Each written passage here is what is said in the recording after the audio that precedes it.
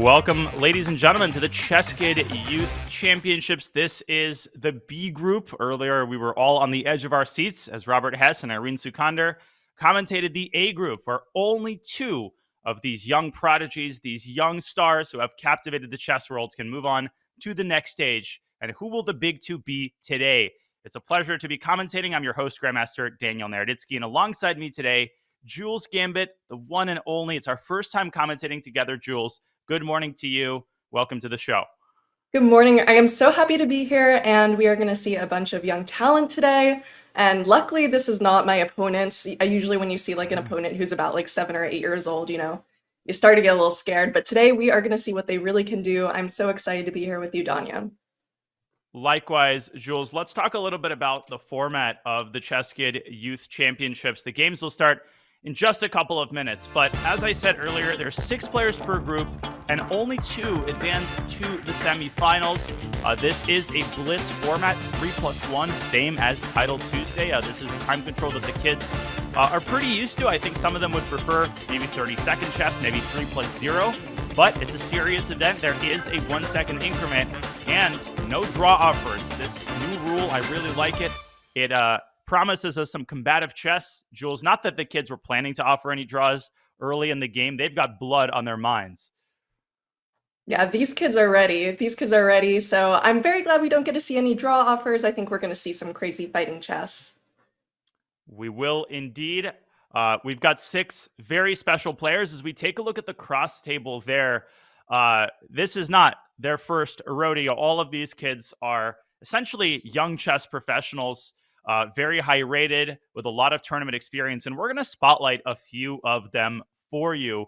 Ethan Guo, Ashwath Kaushik, from all corners of the globe they come, Jules. And we start with Aaron Mendes, who burst out onto the scene last year. From Canada, he's got the highest rating. He won the 2023 ChessKid Youth Championship. Really, really strong player. All right, and are we going to go to Henry Tudor here next? We are indeed. He's just finishing up with his business in the court of England, but now that he's done, of course, Henry Tudor is from Romania, I believe, Jules. So, bit of a trick there. Yeah, so we are not seeing the English monarch today, no matter how fun that would be. So this is Henry Tudor. He actually held the world number 10, Arjun Aragasi, to a draw. He's from Canada, and his Chess.com games number is 1,945, so he is prepared. He's also the 3rd ranked player to be born in 2011 or later. Wow, that is a very, very late birthday.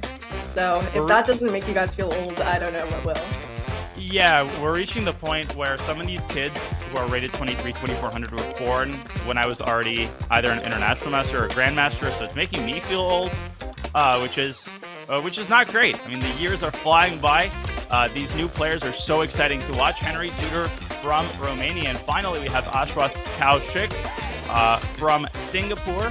I also hadn't heard of him until a couple of months ago, but he is very, very quickly rising through the ranks. He's the youngest player ever to beat a GM in classical chess.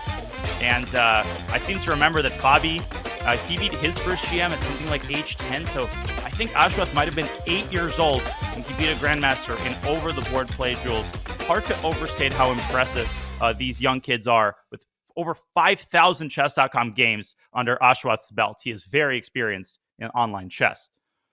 Yeah, he actually just made the news. He was all over a bunch of different channels for his amazing feat. I think he beat Grandmaster Jacek Stoppa in a game. And, they're just getting younger and younger now. You really can't underestimate them. Yeah, I mean, his opponent was so flustered after the game, he asked him to stop it. It was just unfair. But nobody is safe. I see the birth date when I'm playing people in Blitz. If it's past 2011, I already know I'm screwed. I know there's no chance. They're so tactically sharp, but they're so mature at the same time, Jules. Their styles are not just all about tricks and explosive tactics. These kids can play endgames from the first moments that they learn chess. Their coaches present kind of a holistic perspective to them. So we're not just going to see fireworks. We're going to see high-level adult chess today. I'm positive of that. Yeah, and in Group 1, there were some really nice positional games. I'm really excited to see what I personally and maybe what the viewers and everybody can learn from these games because you're right, these kids really know what they're doing. And obviously, it's 3+1, so the games are going to be moving fast, folks, and we're about to begin. We're going to try to cover the most interesting moments. There will be 3 games going each round, 6 players total. So we'll be kind of toggling between the games and trying to hit on the most important moments, maybe extract some lessons from these games. We are underway, folks, with Henry Tudor and Ashwath Kaushik playing a Queen's Gambit Declined. Jules. Jules Gambit Nice. Declined. Yeah, I do not play this QGD. Actually, I do play this QGD, so I'm going to be learning a lot from this here. So can you tell us a little bit about the structure? What is Black going for in this, Danya? So typically, Black is attacking on the queen side. Queen c2, be careful. The bishop takes f6 was threatened there, and the h7 pawn would fall. Ashrath playing kind of a modern treatment with c7, c5. Typically, in the old days, Black would put the pawn on c6, and we would reach what's called a Carlsbad structure, where Black kind of pressures the queen side and White attacks on the other side of the board. And you see Tudor was caught off guard by the move c5. I'm a little bit worried about White's king in the center. If White captures that pawn, Black might advance the pawn to d4. So I think Tudor would do well to just focus on completing his development and getting that king out of the center ASAP. Yeah, that's sneaky with that bishop on e7 here and that open file. I'd be a little worried as well, but this is such a fast time control, so he really can't take too much time thinking. Yeah, he's spent, 50 seconds now? It's only move 10. And I think it'll take a game or two for the kids to adjust to the time control to quell the butterflies in their stomach. When you're playing in front of a camera, all of your decisions take 2x the time. Like things that you would do in 5-10 seconds in casual blitz take you 30-40 seconds in an important tournament. And Henry is now under over a minute down on the clock. He's just Wow. frozen. He doesn't know what to do here. He really needs to get his mind together here and oh, we see it. We see knight f3, which is what you suggested. Yeah, but he's going to pay the price for this. He's a minute down. Knight f3, knight e2, I thought were both reasonable moves. Ashwath probably going to develop his own knight to c6 and try to get that light squared bishop out to g4. Ooh, knight b4, grabbing the bishop pair. Good start here for the Singaporean player. And still equal. Still equal, no reason to panic for Tudor. But, it says it's still equal, but it does seem like Black has a little bit of extra. He has the bishop pair here. He has the advanced pawns. So would you say, who would you rather play as here, Danya? Definitely Black. Typically, I choose the side with more time, as people know. But on the other hand, White also has some clear central play with the knight coming to e5. You could support the knight with f2, f4. I don't know about g6. It's a pretty committal move as Ashwath trying to get his bishop out to f5 and really solidify his clamp on these light squares in the center. Great, like I said, mature play by these young players. You wouldn't think that they're 11, 12, 13 years old when you watch them play this level of blitz. Yeah, and how important is that knight e5 outpost there? Quite important. I mean, if you can support the knight with f4, the knight kind of lords over the whole position. It makes it difficult for Black to play b5. And so Ashwath saying, I don't like all this tension in the center. Let's swap some pieces. He jumps his knight to e4. We're going to get a bunch of trades here. And maybe a good opportunity, Jules, to check out some of the more unbalanced games. What do you think? Maybe Yeah, we can let's check out do it. Aaron Mendes. Let's switch to Aaron Mendes versus Ethan Guo. Very strong American junior. And they are reprising an opening that was featured in a game between Hikaru and Fabi in the first round of the candidates. Very Really? offbeat Sicilian, yeah. No, that's not how... It's a very similar position with White controlling the d5 square, but this was actually a Moscow variation. Ah, got it. So we see here the rook on e8. And are we going to need to block these threats here, Danya? Absolutely, and Aaron Mendes is on the same page. Just look at his control over these light squares in the center. That's never good. When you've got a bishop on e4 and a knight coming to d5. No, this is a dream. Good knight versus bad bishop position. Knight takes e4 apparently is a very strong move, hitting d6, and he plays it. Ooh, rook takes d5. Goodbye. Good night. Rook takes d5. Wow, can you explain that a little bit, Danya? Brutal. If the queen captures on d5, is that a free rook? No. Knight takes f6. Check. And Oh no, that my is a rook. discovery. Picks up the queen. Oh no, my queen.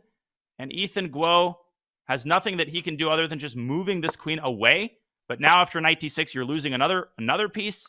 Right Oh, now, as we go brutal. back to the live board, he's thinking after rook takes d5. He simply blundered this move. Knight d6 will Wow. basically end it, Jules. Wow, that is insane. And that must be really tough for Ethan Guo here, that first game. But what a nice find by Mendes. Look at that. And the situation wasn't great to begin with. But as we both know, it's never over till it's over in Blitz. Both sides under a minute. Mouse slips, panic, nerves, all of that can prevent you from converting a winning position smoothly. But with the D file, I think he's going to get the job done. All right, attacking this queen down to e2. And you think we should double up the rooks there on d1? Absolutely. Double up the rooks, assert your dominance in the center, and then sort of slowly play kind of Soviet schoolboy style. Make a little spot for your king, maybe chase away black's rook with b3, and eventually something's got to give here. And we see it. Rook to d1.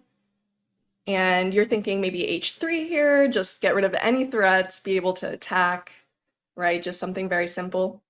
Yes, and don't burn too much clock. I'm not loving Mendes' time management. Queen d3, a little bit aimless, maybe allowing black to open up the bishop with e4. And Ethan says, hold your horses. I'm not done yet. I'm down in exchange, but I've got a very active bishop on f6. So some work to do for the Canadian prodigy. Yeah.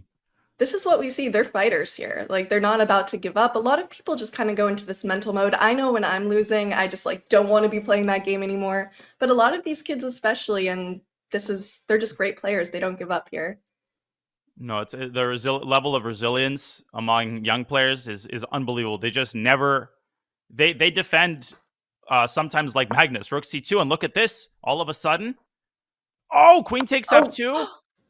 And what white is also threatening a very nasty check on g6. And then a checkmate with rook takes g7. It's forced mate.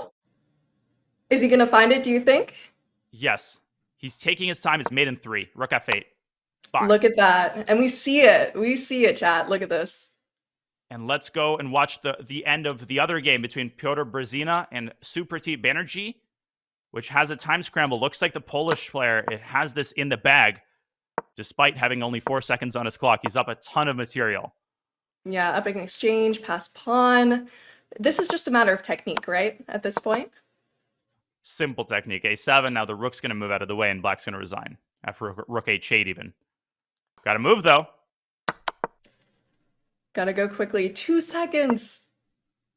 And with only 1 second increment, it's quick, but look at this. This is what they're good at here. Yeah, you're not going to out-pre-move a 12-year-old. His first game is a success, and we still have our original game between Tudor and Kaushik. Also a time scramble at d2. White is struggling to convert an extra queen, but the Romanian player should take this one. He's up a pawn and a pawn endgame, Jules. I think. Yeah, we're going to see this really interesting pawn endgame here. So, Danya, would they just be going for a bit of a break? Like a pawn break? Yes, f4, make some space for your king, and then infiltrate king g4 and just take all of black's pawns. Oh, look at that. Beautiful. Okay. White wasn't born yesterday. Or was he?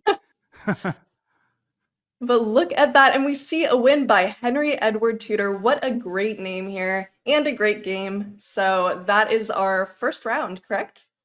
Great name, great game, and he's shaking his head, maybe not happy with the way that he converted this game. But first round is in the books indeed. 3 decisive games. We're not going to get a lot of draws. Don't breathe, because round 2 is about to get started. And we can start from a different game. It's Guo versus Tudor, Banerjee versus Mendes. Maybe we can start with Mendes' game. All right, and we see a Sicilian here on the board. And oh no, we see the Alapin, everyone's worst fear. No one likes playing against the Alapin. Are you a Sicilian player with black? I am a Sicilian player. I play the dragon. And you hate facing the Alapin. I hate it. It's it's surprisingly difficult to face Alapin, in my opinion.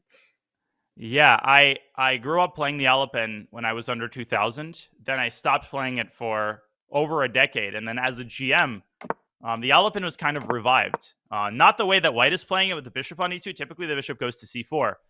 And I started playing it again, and I started realizing that it's kind of like the London system of 1e4. It's like the opening that everybody hates facing, but everybody's afraid to admit it because you're like not supposed to fear it. But it's actually quite dangerous. It is quite dangerous, and everyone's just like, oh, just, figure out what you want to do, just make it up as you go against the Alpin, but you actually have to be careful. There are some brutal attacks. And here they have what's called a hanging pawn structure, where white has this pawn island that consists of 2 pawns. If there was only 1 pawn on d4, this would be an IQP structure, isolated queen pawn. As it stands, this is also a very popular and common type of pawn structure, but I'm not liking the way that Superteed is handling this. The knight is coming to e4. White is playing very passively, and black is just setting up a perfect structure here with great piece coordination. White could end up losing the c3 pawn if he's not careful. And Danya, when you have these weaker pawn structures, is it correct that you really need to play aggressively to make up for it, like these IQP or hanging pawn structures? Yes, you have to push your weak pawns. So white is preparing c4, and very often that is why you see players just blasting open the center, trying to change the course of the game. Unfortunately, this might not be possible. Black's knight is jumping into e4. Aaron can grab the bishop pair whenever he wants it, and he's just controlling all of the business squares in the position. Ooh, another nasty move. Gotta go Bishop rook c2 here. a3. And you can't even double up your rooks on c1, right? Nope. And the rook was almost trapped. White hanging by a hair here.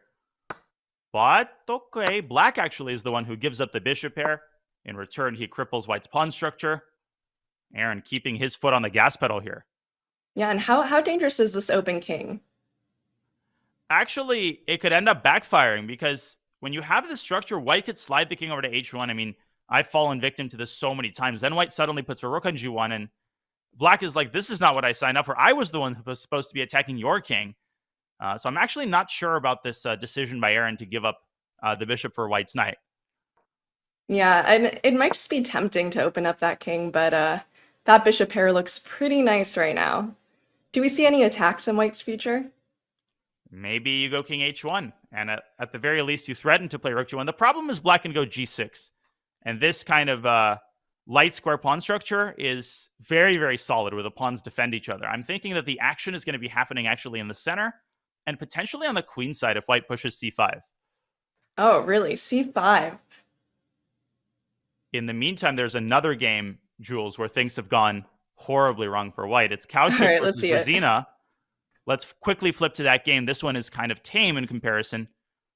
What on earth happened to white's position and to white's king? Yeah, what is that king doing on e2? Well, white just overpressed. I'm going to rewind a couple moves here as they're blitzing out the middle game. Look what happened here. It was a pretty standard knight or position, Jules, and then white just like sends his pawn full send up the board, Wow. gives up h4 with check, loses a pawn, and loses the bishop pair, and probably will end up losing the game. Wow, and do you think like after a loss, they feel more pressure to be very aggressive and get that win? Yeah, I mean, that's the one thing that kids are susceptible to is tilt. Right. Obviously, we all are susceptible to tilt, but kids who have a little bit less experience, especially in this big stage, sometimes they try to like impose their will after a loss. And you know what happens when we do that? You lose another game. You end up with your king Brzezina. on d2. Yep. And you might end up down a queen. Oh, Don't step onto c2. Ugh. and then you got that kind of nasty Awful. pin, and now we have the king all the way on c3, which is going to be really hard to get it to safety, right? Yeah, don't show like Josero Capablanca this position. You would have a heart attack. Black's rook is coming to c8, the queen infiltrating d4, and black is up a pawn. This is the kind of position that you would sacrifice a rook for, but black is actually the one-up material. Yeah, because usually in this type of position, right, like you're just hoping you can survive, and then maybe you'll be up material and you can probably eke out a win, but there isn't really that hope there for Ashwath either. Not at all. b5, excellent move. Great attacking play by the Polish player. Brzezina breezing through this attack. And Danya, can you just explain b5? It's just to open up the files, right, and expose the vulnerable king? Yes, ideally open up the c file and put pressure on the c4 pawn. By the way, the only hope for white, Piotr has 20 seconds left, but this should be enough. Rook h to c8, And he's setting up the potential for rook takes c4. Okay, the engine didn't like this move, and it was It's because scary. of rook h4, and now white's actually going to Wow. create some counterplay on the king's side. Not over. Okay. Still winning for black, but only 14 seconds left. In the meantime, Aaron Mendes has blundered a full exchange. He's going to lose. Really? A full exchange. I guess that's what Yeah. happens when you get this like 3+1 here. Blitz. So unpredictable. This one's not over, though. Being b3, there's a nasty little check on a7. 8 seconds for Brzezina. And you Can know, he keep his composure? the less pieces on the board, the more chances he has, right? Absolutely. If he can swap queens, he can maybe use this 2-on-1 pawn majority in the endgame. But how do you get rid of the queens? Black is threatening a nasty discovery with e4. White allows it. Ugh. I mean, there's not many safe places you can put your king here. There are none. And black's just going to take f3. Gotta move. 4 seconds. Yep. Okay. 4 Queen seconds a7 to hitting the 23 rook. seconds. Look how Ashwath, he keeps holding on. He just won't let go. And now he's going to try to get his a-pawn rolling. And if he can come up Anything- with some trick, right? Yeah, anything to get black to think. But what does he do? Now 9 seconds for him. His king is wide open. I don't see it happening here. Yeah, this is really tough, especially after a loss before, but this is going to be a really tough hold. Miracles do happen, though, in chess. And both sides now in 1 second. The internet better hold up for the players. Queen trade. Not over yet, Jules. a5. But rook f1. Stopping. It's coming. Oh. Rook h3, rook h1. And white's going to lose on time. Nope, not yet. But he's going to 1 second, 2 seconds. Yeah, and you have that pawn, but really there's nothing much you can do with it there. Nope. Black takes d5, takes b3. Okay, black should have picked up this pawn, but it's still winning. Yeah, and we're seeing some pretty good fighting from white here still, though. He gives up the rook, though. There's no reason to do that. And it's still winning, but now it's a little bit closer. Bishop g4. And then push your b pawn, and black is down to 0.8 seconds. Oh! Wow. He's making this interesting. b5. And b6. Whoa, Oh! b6! What is black doing? Bishop d7 and bishop c6. No, don't give that pawn away. Now there's nothing you can do. Now black's pawns seal the deal. King g3. Oh, so It just close. shows you. And he'll probably go for the stalemate because, you know. But wow. Because kid. Because kid, exactly. They do Oh not my like gosh. to resign here. That's crazy, Jules. White actually, I think, was drawing there at least. As black checkmates the king confidently. In this position, bishop d7, this is a kind of a classic maneuver. You try to interfere with black's diagonal, black's control of b7. And after g4, bishop c6, it's already a draw. The engine is showing zeros. And it's actually white who promotes first. So white would be playing for a win here.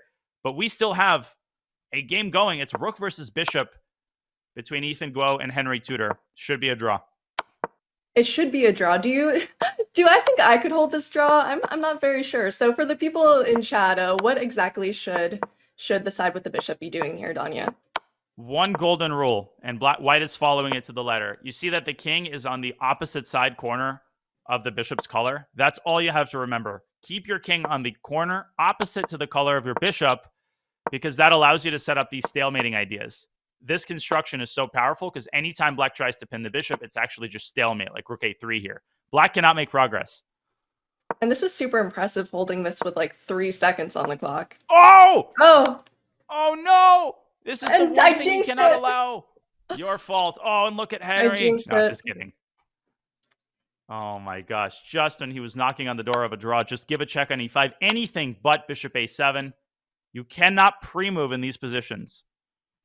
That is rough. Oh, no. Yeah, we see a second win for Henry Tudor here. Oh, and actually, Henry won. I was looking at his camera, and he kind of sat back. I thought he lost. No, it was Ethan Guo who blundered. You're right. What a heartbreaker there. Yeah, that is tough, but it's really hard to hold, I'm sure, with just 3 seconds. You have to stay on top of it. And now Henry Tudor playing Piotr Brzezina. These are the two kids with 2 out of 2. Let's start on their game. And the Hikaru opening, knight f3 and b3 and g3. Huh. This double fianchetto kind of structure here. Yeah, this is Hikaru's favorite type of pet line and blitz, but the sides are playing symmetrically. c5 here seems fine. Copycat style. Okay, e6. Boo.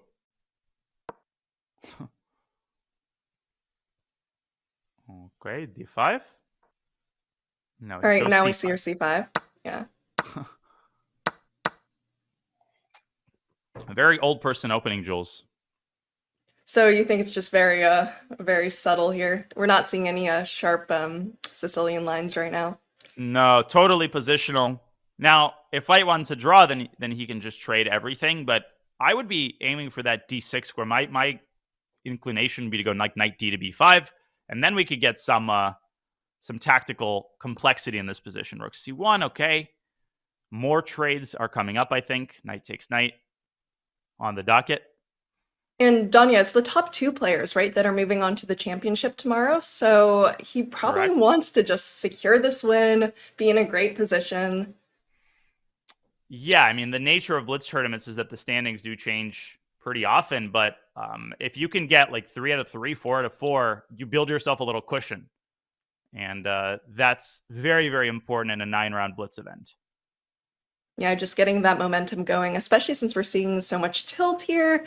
It will be interesting to see how this goes, but he seems to be trying to not trade, not swap, not go for a draw. Yeah, rook c8. The side's kind of keeping the tension, but now definitely you got to be careful if you're black about the knight coming to d6. He puts the other knight on b5. Maybe black can get away with d5, but I don't think so. I'm starting to get a little bit worried here for Brzezina. He's getting a little bit outplayed in the early middle game. And Johnny, can you go over what's the purpose of knight b5 here? So there's 2 ideas. The main one is that you're trying to access this outpost on d6, and if you can situate the knight on d6, you're making it very hard for black to essentially operate in the center. So you're trying to pressure black into doing something impulsive in the center, but you're also hitting the a7 pawn, which could be important because the knight can simply capture that pawn and then drop back to b5. And black is left with a very weak pawn on b6. I don't know about the recapture on d4 with a queen, though, because now, Jules, knight d6 runs into this beautiful tactic, knight to e8, and suddenly it's black who takes over the game. Yeah, and you can't protect your b2 bishop and your knight, exactly. Right? I'll show this really quickly. Yeah, please knight do. d6. So natural, right? It loses the game to knight e8, a retreating knight move. Queen hitting the queen. You can't take the bishop because the knight guards it. Queen d2, bishop takes bishop, and the queen is simply overloaded. If you take, you drop the knight. If you take the rook first, black takes your rook, and when the smoke clears, white is simply down a full knight. That's what Tudor missed, but he plays it. He blunders with knight d6, and knight e8 wins the game, and he finds it instantly. He finds it instantly, and this is the puzzle rush, right? These are the puzzle rush kids. They're ready with their tactics. Surprising, because Tudor spent 30, 45 seconds just contemplating where to put his knight. Surely he must have realized that there was something to think about, and he goes knight d6 anyway. He isn't able to resist the temptation, that sweet little outpost, and it costs him a full piece and likely the game. This is just resignable. Yeah, and with so little time on your clock, it just takes one small miscalculation. Yeah, what an idea by Brzezina, sending the knight to d6 and now picking it off. He's going to win. This is a fact. Maybe we should go to a different game that has a little bit more intrigue. I think Tudor will just resign here. Let's go to another game. Let's go to Mendes versus Kaushik. I'm going to flip on the Canadian player who faces a struggling Ashwath Kaushik, who is worse again. Black is in trouble in this game. All right, let's see what's going on here. So we have this queen on b7, rook on a1. Is it just that we're going to get some kind of really nice passed pawn action here? Yeah, the problem is White's horse is a little bit faster, and you can just start pushing it up the board. b5. Also, rook a8. Rook a8 might just win the game here because it creates these nasty little back rank threats. But okay, yeah, this is... And look at Black's knight on e4 is very loose, so your queen is limited. This is not looking good for Kaushik. I think he might lose the third game. That's a little unfortunate, and you just see it. The momentum's so important here. But it will be interesting to see, especially Henry Tudor, who won his first 2 games, lost his third. Will they be able to come back, or will the tilt just continue? So it will be interesting to see this with these players here. Yeah, there is a break after this game to allow the players to reset. Obviously, they're not tired. These are kids; they can play for hours on end. But it's more for the sake of just resetting. Black's still trying to generate some counterplay here, by the way. Knight f1 check is a very common type of mechanism where you force the king to the first rank and then put a queen on b1. I think Black can hold a draw here, at least. And we see it. And White just ignored the threat. Black's queen is going to slide up to b1, and you're not going to be able to prevent a discover check against White's king. That's the problem. So is it just that you're getting back a piece, or do we have some perpet action here, Danya? The latter, yeah. I think it's perpetual. I mean, ooh, he takes on e3. Maybe this also works. Yeah, I guess this is also perpetual. After you recapture the knight, Black just takes the pawn. And actually, Black could even be better because White could drop the b6 pawn. So Mendes makes sure that won't happen. And this is 11 seconds to 28 seconds, and the king's out in the center. You have to be so careful. White's going to win this game, though, I think, because with 10 seconds, you have to find the right squares on which to deliver a check. If you let the king out of the cage, you could end up losing the game. Let's see if Ashraf can keep his composure here. That is very scary to find these wrong squares. Do we know what these wrong squares are right now? Sadly not. White loses. Oh my gosh! C2. Trade queens and king d7. Black is winning. What did he do? King c8. Wow. And Black is simply a pawn up after d5. Now Black and you have all win. the time in the world. Look at that. And with 8 seconds, he's even the player with less seconds on his clock. This might be the momentum Ashraf needs here. But he needs to convert this extra pawn. And obviously, oh, g5, freezing his own pawns. Now White can draw with king d4, maybe? I'm not sure. I think it's a draw now.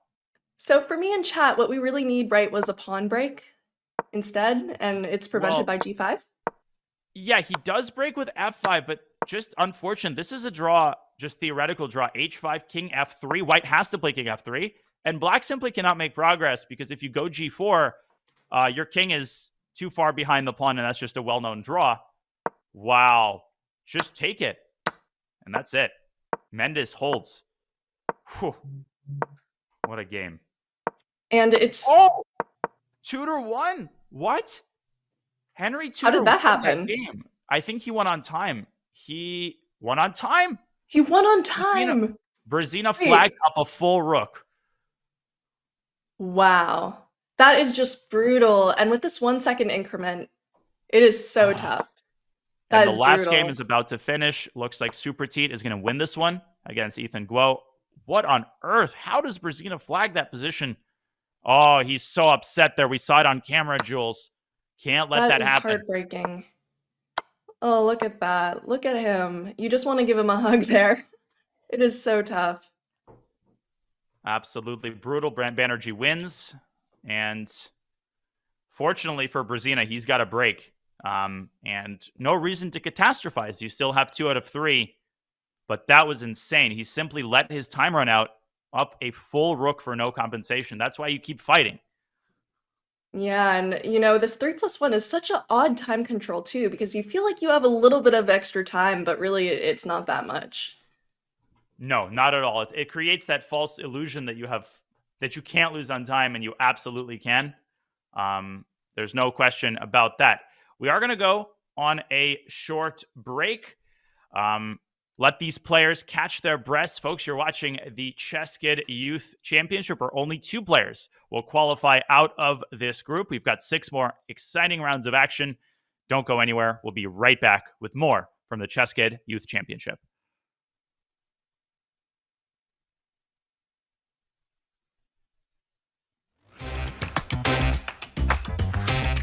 ChessKid is fun. Chess is great for the brain, but it's also fun to play. And ChessKid makes it easy to have fun. Whether your child is a total beginner or a prodigy, They can hop on and find a well-matched opponent from around the world at any time. ChessKid is the safe, parent-approved way for your child to play chess online. ChessKid is educational. To kids, it feels just like playing, but chess is a great way to learn patience, strategy, and critical thinking. ChessKid features a comprehensive training program that guides kids to level up on their way to mastery. There are more than 50,000 chess puzzles and a whole library of entertaining videos that teach strategies, tactics, openings, and endgames specifically for kids. ChessKid is easy. Whether you're a parent helping your child, a coach managing dozens of kids, or a school of hundreds. Signing up is free and easy, so what are you waiting for?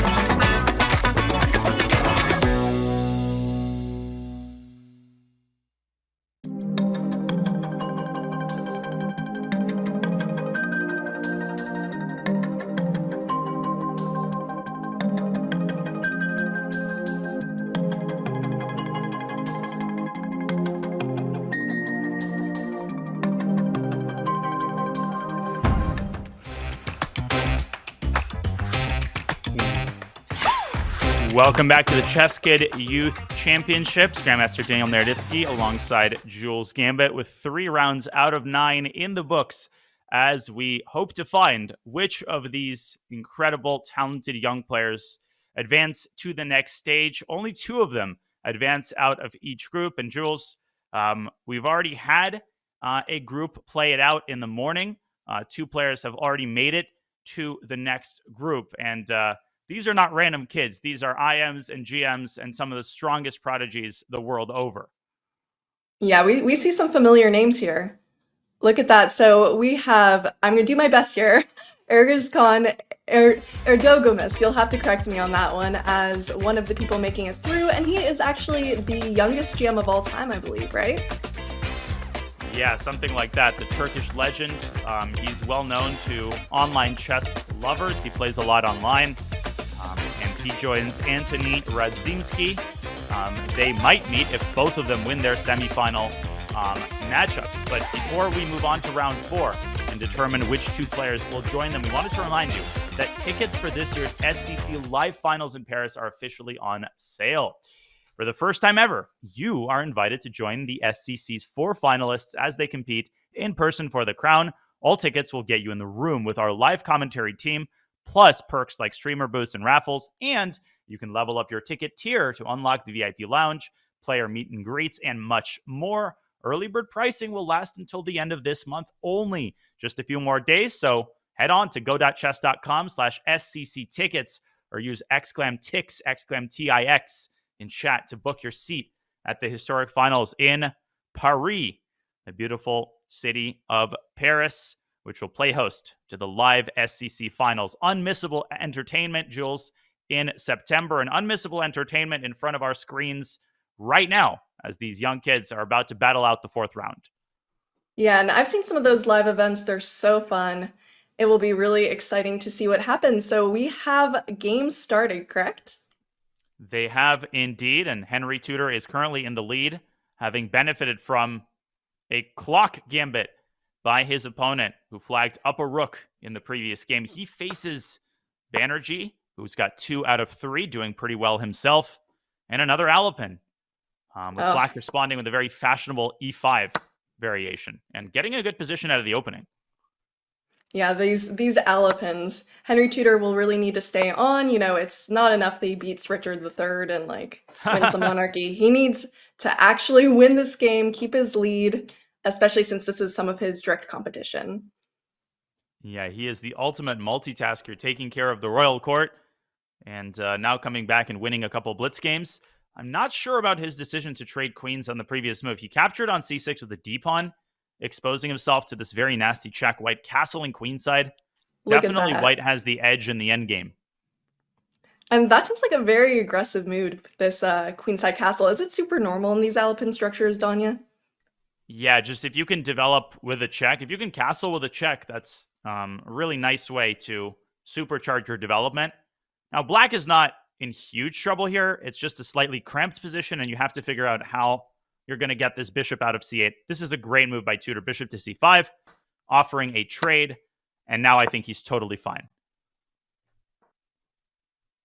All right, yeah, we have the knight back to e6 and b5. Trying to break up the pawn structure a little here. Yeah, and trying to generate this d5 score for his knight, but Black is not just going to cooperate with c5. Black is going to keep this pawn on c6, which is going to keep White's knight at bay. That's super interesting. So also, yeah, we don't want that knight on d5 because even though Black has the light squared bishop, we just have enough defense to kind of stronghold it, right? Yeah, just no infiltration points. Black can just complete his development. Knight c7 also good. Clearing the e6 square for the bishop. And I'm pretty sure that White could have squeezed a little bit more juice from that endgame advantage. Now it's just fizzling out. Bishop e6. And we might get a draw here, but none of these equal endgames ever seem to end peacefully. One side eventually does tend to make a mistake. And I think it's actually Tudor who's playing for the win here, which is a very risky proposition. He's definitely not better here with the black pieces, yeah. But I think he senses that he might be the better endgame player. And do you think these pawns on c6 and a7 are going to end up being an issue or a strength here? That's the big question. I mean, c6 is a pass pawn, but it's also a weak pawn. Right now, I think they're more of a liability. But once that C pawn starts rolling, I mean, maybe even on this move, Black's got a lot of queenside activity here. The rook could come to b4, maybe even right now. Just only thing is to watch his clock. Again, Tudor has been struggling a little bit keeping up on the clock. So far, it hasn't cost him, but you never know when the clock fairy will strike. The clock fairy. And okay, you know, when I get super scared playing kids in tournaments, I don't know if chat has the same experience. People kind of assure you that, oh, kids aren't that good at endgames. But we're not really seeing that here. These kids are so good at endgames. They have really good technique. Yeah, that used to be the kind of common advice. If you're playing someone very young, just trade queens, go into a boring position, and they're just going to self-implode. But it hasn't been true now for the better part of a decade, because I think coaches have adapted, and all of these young prodigies, they do a lot of work on the end game. And from a very early age, they learn these like positional skills and they learn patience. So that doesn't really work anymore. And look at the way White is playing this end game. Knight to a5, tying Black down to the c6 pawn. And Tudor is actually struggling here with Black to keep all of the bases covered. Okay. Implicit draw offer. Will he take it, do you think? So if White goes knight a5, we might see a 3-time repetition. I wouldn't. White is better. But it's hard to prove it. Yeah, and also he's playing against the person who's currently leading, so he might be happy with a draw, but we'll see. He's definitely thinking, but he can't think too much even though he's up on time, right? Yeah, if he waits another minute and then goes knight a5, then Black could be the one who declines the repetition. So got to make a decision here pretty swiftly. And he's now taken 30 seconds. By the way, Brzezina, who lost that heartbreaker, is lost again to Aaron Mendes. He's down a pawn in a very bad endgame, so he might lose a second game in a row. That is tough. So are we going to see the draw here? Okay, no. We get e5 here. So he's thought he doesn't want the draw, but he is almost even on time now, so. In other news, Ashwath Kaushik is crushing Ethan Guo. Maybe not, though. Whoa. They've got a really interesting position. Let's flip that game on just for a second. Kaushik versus Guo. Some really exciting tactical action in that game. And it's forced checkmate. I think Kaushik is going to win his first game of the tournament. Maybe even with a queen sacrifice. Unreal. He just put a bishop on e6 and sacrificed it. He's threatening to sack his queen and deliver checkmate, and Black can't do anything about it. Nothing at all. Wow. I don't know about you, but I would love to see a fun little queen sack here. Definitely. Black prevents it, though. Now you just have to satisfy yourself with a lolly's mate. Queen h7 and queen takes g6. Do you think we're going to see it on the board? He still has 35 seconds here. Okay, yeah. Yes, queen takes pawn. And if Black plays queen takes f3, there's rook h8, and Black simply resigns. Yeah, we see the Very resignation nice. here. So Brzezina did lose to Mendes, and we have one game remaining. Let's flip it on. It's Banerjee versus Tudor, the one that we've been focused on. And now they have a bit of a material imbalance. Knight versus bishop duels. Looks pretty good for White, but anything can happen. So in these knight versus bishop endgames, what should you do if you're the side of the knight? What should you be aiming for? Right now, I think the knight is perfectly placed. You have to try to pick apart your opponent's pawn weaknesses. And I'm looking at that h pawn, and I'm looking at the a pawn, and White should try to get this rook around to b7. I think that should be the goal. f4 apparently is very, very strong according to the computer, but it's not an easy move to play.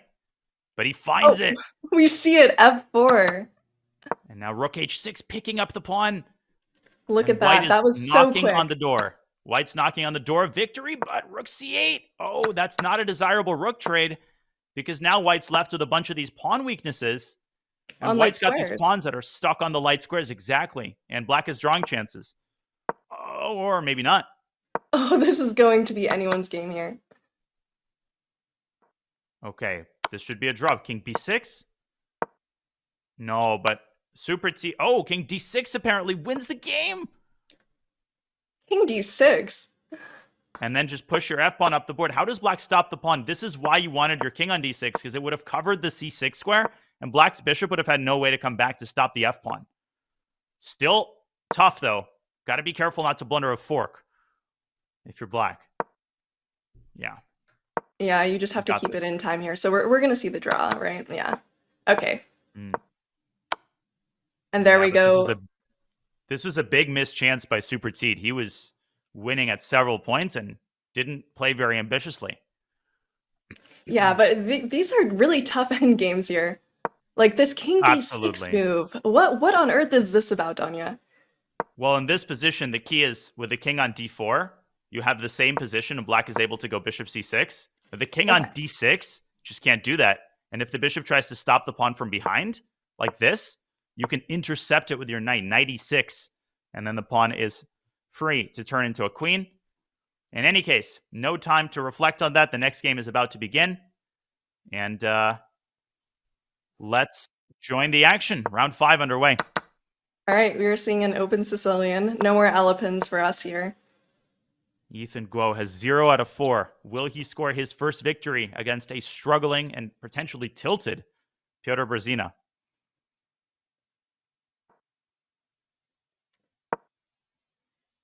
Queen d3. Have you ever seen that before against the Najdorf? I have never seen Queen d3 against the Najdorf here. Yeah, I faced it about a year ago for the first time in an OTB classical game. I was aware of this move, but it's extremely obscure. It's a very rare sideline. Often the idea is to shuttle the queen to g3 the moment black plays bishop e7. Oh, and just to stop any castling ideas? Exactly, because of Make some bishop h6. threats? Even before black plays bishop g7, you sometimes see white situating the queen on g3. It can be a very dangerous spot for the queen.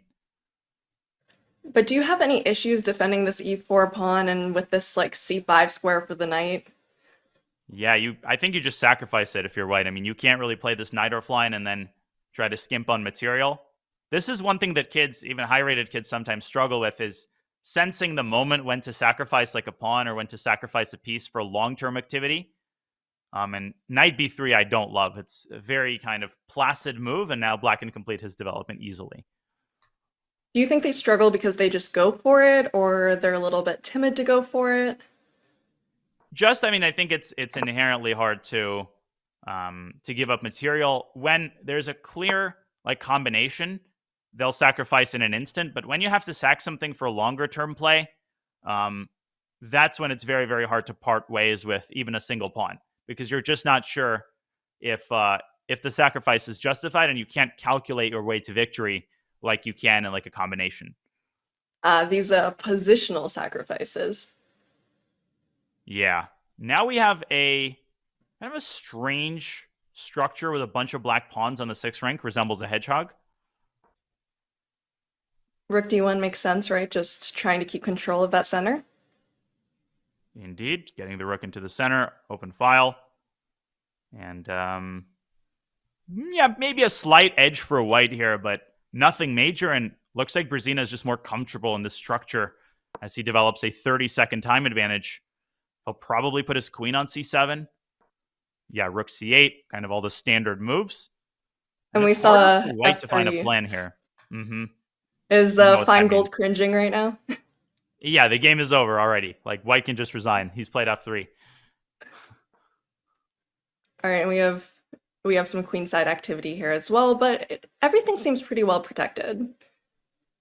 Indeed. And some of the other games do seem to be a little bit more unbalanced. Maybe we can kind of go around the horn here, and we can take a look at the game of our leader, Henry Tudor, and the King of England. Let's take a look. Let's see if he's gathering the troops here. He is assembling the forces.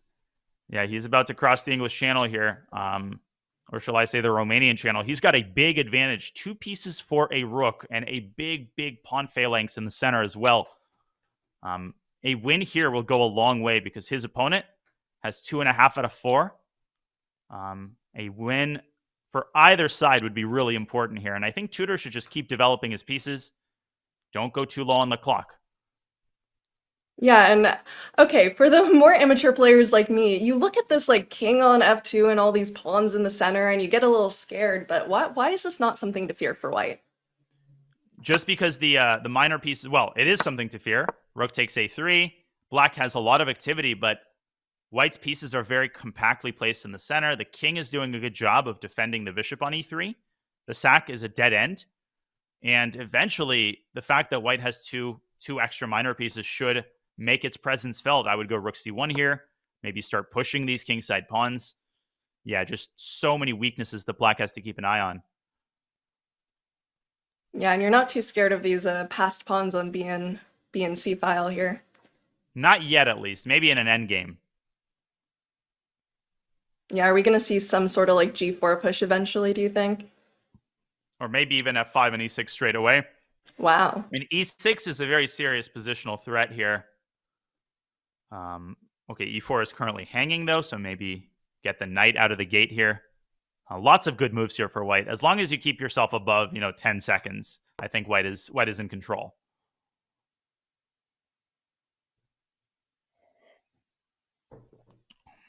So, yeah, we just mainly want to develop. Is that the idea? Yeah, complete the development, get the knight out, and eventually just break through in the center. Looks like Banerjee, in the meantime, will defeat Ashwath Kaushik. Yeah, he's up a full piece. Nothing to talk about there. This is where the action is at. This game, I think, is about to explode. Guo draws Brzezina. Yeah. With trading that bishop, the king seems to have a little bit less defenders, but now you don't have any minor pieces threatening it, right? So we're still perfectly happy here if you're Mr. King Henry Tudor, right? That's right. And actually, the king might not be too happy. If black has this really sick move, rook to d4, and I'll put it on the board really quickly. Rook d4. Just because, and he's played it. He's found the move, and you can't take the rook because of the checkmate on b6. What a beautiful mate in the center of the board. And it's Henry VIII who meets his end at the hands of black's queen. What about that for a counterfactual? And no, white is not going to take the rook. You don't think so? You don't think he's just going to be like, my opponent mouse slipped, Free rook. Woo! 10 Go seconds. me. Oh, he's got 10 seconds. He's flustered by this move. And knight d5. Knight d5? Amazing move. What is happening here, Danya? Knight d5. That's such, knight e7 deflection. And now you can take the rook. And this is why he moved the knight out of c3, so that the king has that square if necessary. Now the king is safe. Queen takes b5, and white is winning again. He's just up a piece, and black's attack has fizzled out. What a noble attempt by Mendes, but if white finds queen to d7, though, he has to find it, and he doesn't, and the game goes on. Rook d8. Rook d8. This is kind of an insane structure. Move! 2 seconds. Oh, white is losing the thread here. He's lost the piece back. Black is on the attack here. Yeah, and he's just too scared to flag right now. Like, we just saw that happen to another player. Yeah, Tudor made a move with like 0.3 seconds left, and he's got so many threats to deal with. He's basically just moving back and forth right now. Even though white probably still better if you can find a way to squeeze this f-pawn through. Yeah, you have that huge like pawn clump on the king side.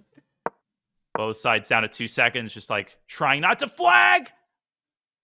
1 second. Got his move off. Barely getting his moves off. But we're seeing them gain a little bit of time, maybe. Okay, well now it's getting a little scary. What? Queen c1 was winning, and it's a draw by repetition. It's a draw. Tudor survives. That's crazy. There was a tactic there for a second, Danya. Can you show us it if there isn't a very interesting game going on? Yeah, that I think all the games are done. So definitely Queen c1 here was winning, and it's a hard move to play because you have to give up the d3 pawn. But suddenly the rook combines with the queen, and the white king is checkmated on the other side of the board. Rook h2 and queen g2. And what a reversal of fortune this would have been. Tudor had to find the move queen to d7. This would have basically ended the game because it hits the rook. The rook has to move, and if it moves, you drop the c4 pawn, and white maintains the extra bishop. So brilliant play by the Romanian, but it wasn't enough to secure a victory as we move into round 6, where Tudor will now face a struggling Ashwath Kaushik. Yeah, and that is Henry Tudor he's on 4 out of 5 right now, right? He's on 4 out of 5. He's in clear first. Looks like Banerjee is in second. It's a one-horse race for first place so far, Jules. The big question might be who gets that second spot, because we remind you 2 players qualify from each group. So it's just a fight for second here as well. But you still wanted to stay on top of things, I'm sure. Look at this kind of Definitely. aggressive structure we've got here. Yeah, this is a mainline bishop g5 Najdorf, where white will possibly have 4 pawns on the 4th rank. Knight takes f6 is definitely not the move, though. That's a very bad move because the knight just like walks right into this pawn avalanche on the kingside, Jules. And Tudor, maybe not a Najdorf player, maybe just experimenting in this tournament, but recapturing with the knight there is a well-known mistake. Yeah, and you have to give it to Ashworth here for after losing, you're facing the number one in the tournament and you're going for like such an aggressive line. It really just shows you, right? Yeah, I mean, he realizes, okay, 9 rounds. Everybody has a chance, by the way, to get second. And Kaushik, if he wins 2 games, suddenly he's on 50%, and he sets himself up for at least a mathematical chance in the last 2 rounds. So he needs to be perfect, but he can't give up any draws.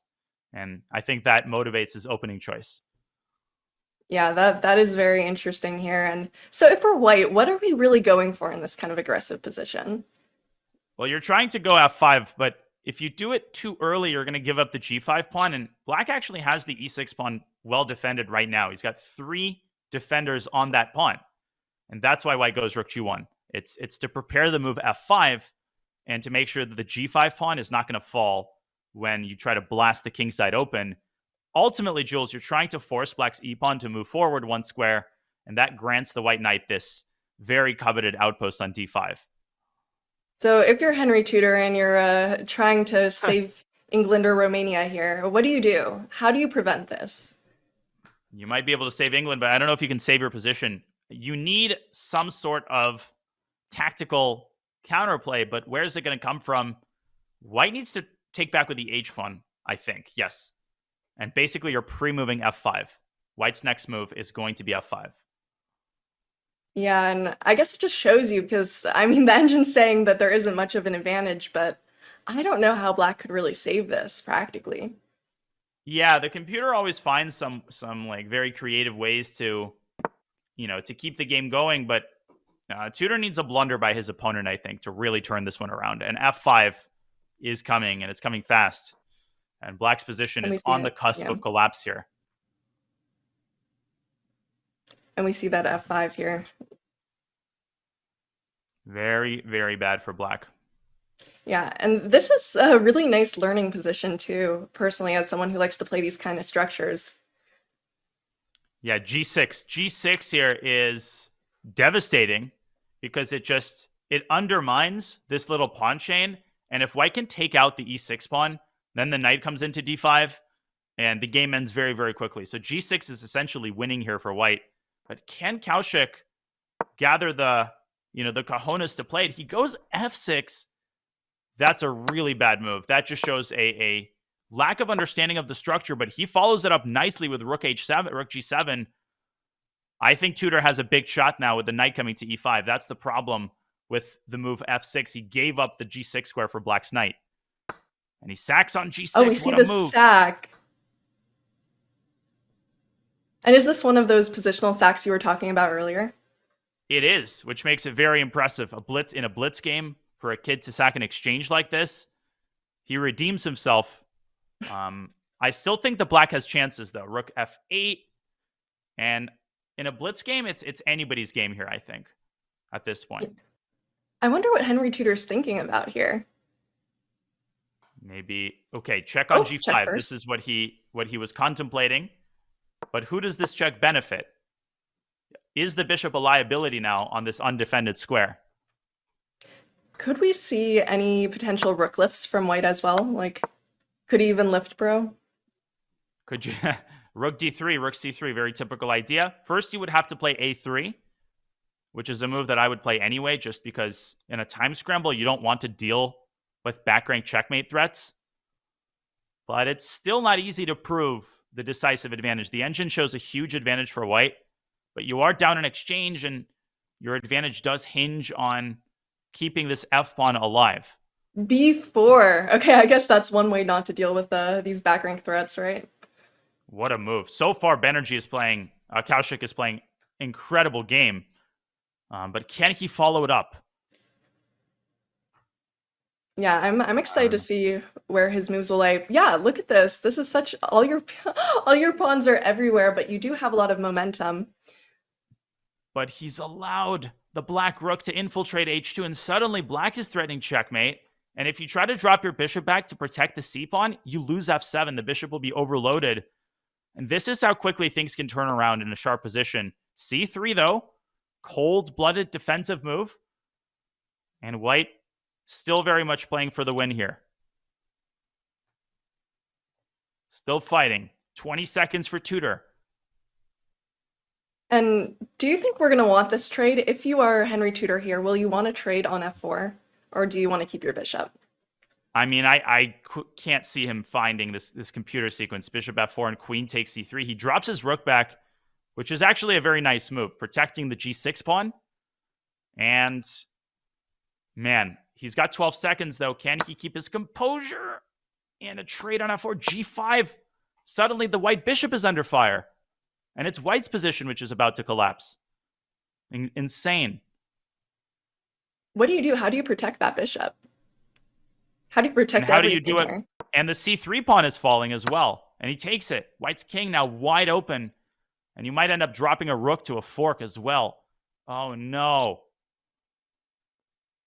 And now you need to think, and you only have 20 seconds. Ashwath only has 20 seconds to think in this position to somehow get out of it. In the meantime, Brzezina is down a piece against Banerjee. And looks like Ethan Guo is very close to scoring his first win of the tournament. Yeah, rook h2. It's checkmate. White's mated, and Kaushik loses. Oh, what a heartbreaker. Yeah, Tudor that's wins another devastating. game. Devastating for Kaushik because it was such a well-played game from White's end, but it just shows you how quickly things can take a turn. And I flipped on the other game that's ongoing right now. Brzezina, he just flagged, which leaves us with Guo versus Mendes. And what a huge victory. This basically secures it for Henry Tudor, as Ethan Guo, with only half a point out of 5 joules. This is what makes these tournaments so fun. The last place player can still contribute to the standings by winning a crucial game. And Aaron Mendes drops to 50%. Yeah, and he needed that win, right? Aaron Mendes needed that win to secure the second place as well. He did indeed. And right now, Banerjee jumps ahead of him. And briefly maintains his hold on second place with 3.5 out of 6. Tudor is in front by 1.5 points. So he has this in the bag if he can avoid a last-second collapse. But who will secure second place? That is the huge question that is yet to be answered. Jules, your thoughts so far as we go into the home stretch here. Who's got second? Will Tudor avoid a last-second collapse? I think Tudor has been doing so well. I think momentum's on his side. I don't know. Banerjee's been playing very well as well. I would put in my prediction for him to get second place. If chat has any other suggestions on anyone they think will get second, who do you think, Danya? I actually will put my money on Aaron Mendes. He's had a rough stretch in the second half here after the first break, but I like the way that he plays. I think that if he can score a victory in round 7, he's got every shot at second. But tons of chess yet to be played. Everybody has a shot yet to advance. So don't go anywhere. We're going to go on another short break, folks.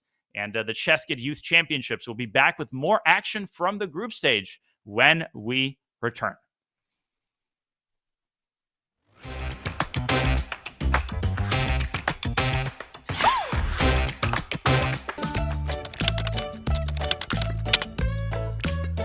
Super GM, probably like a scientist. Women world champion like grandmaster, and if it's outside of chess, a doctor.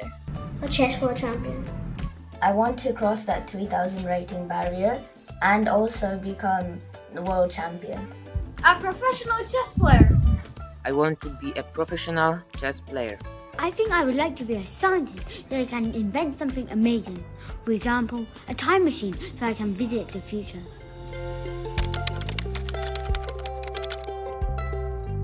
I like writing. I feel like it's more on my creativity instead of actually have to listen and do the work. Maths, because you are developing some of the chess abilities. My favorite subject is science. I've used lots of experiments, such as making oolite last week from corn flour and water. probably maths. I like solving the equations and the steps. I just really like that. History, because it is very interesting to me. Science, because we get to conduct like fun experiments and we learn about like new and interesting things. Math, because the brain teaser for me, brain workouts, and it's fun. Maths, because it's kind of related to chess and also I'm very good at it.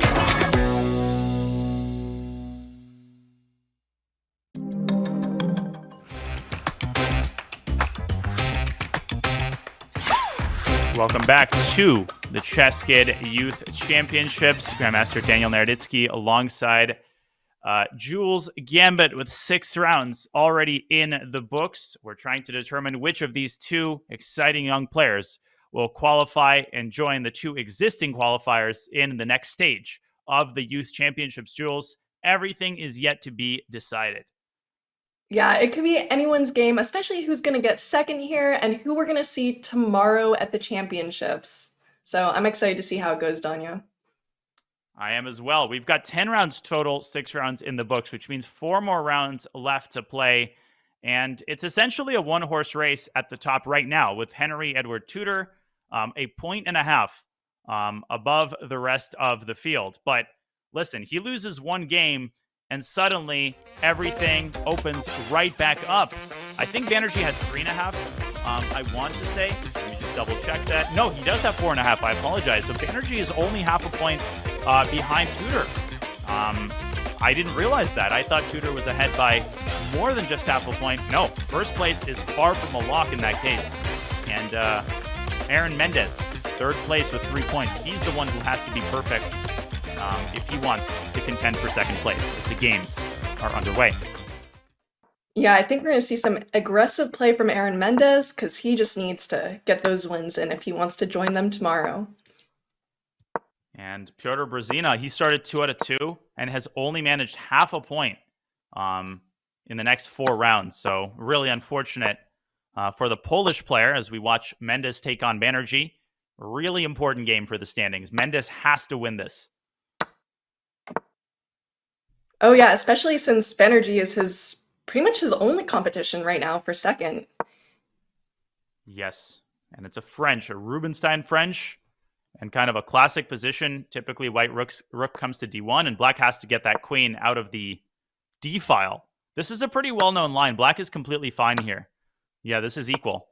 Yeah, even though this king's out in the open, we're still chilling.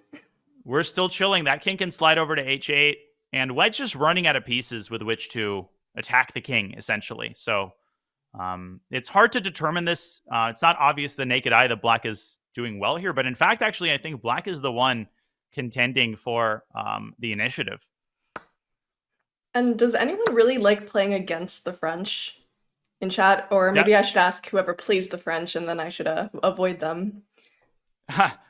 Yeah, this French is one of those openings that's like equally nasty to play for both colors.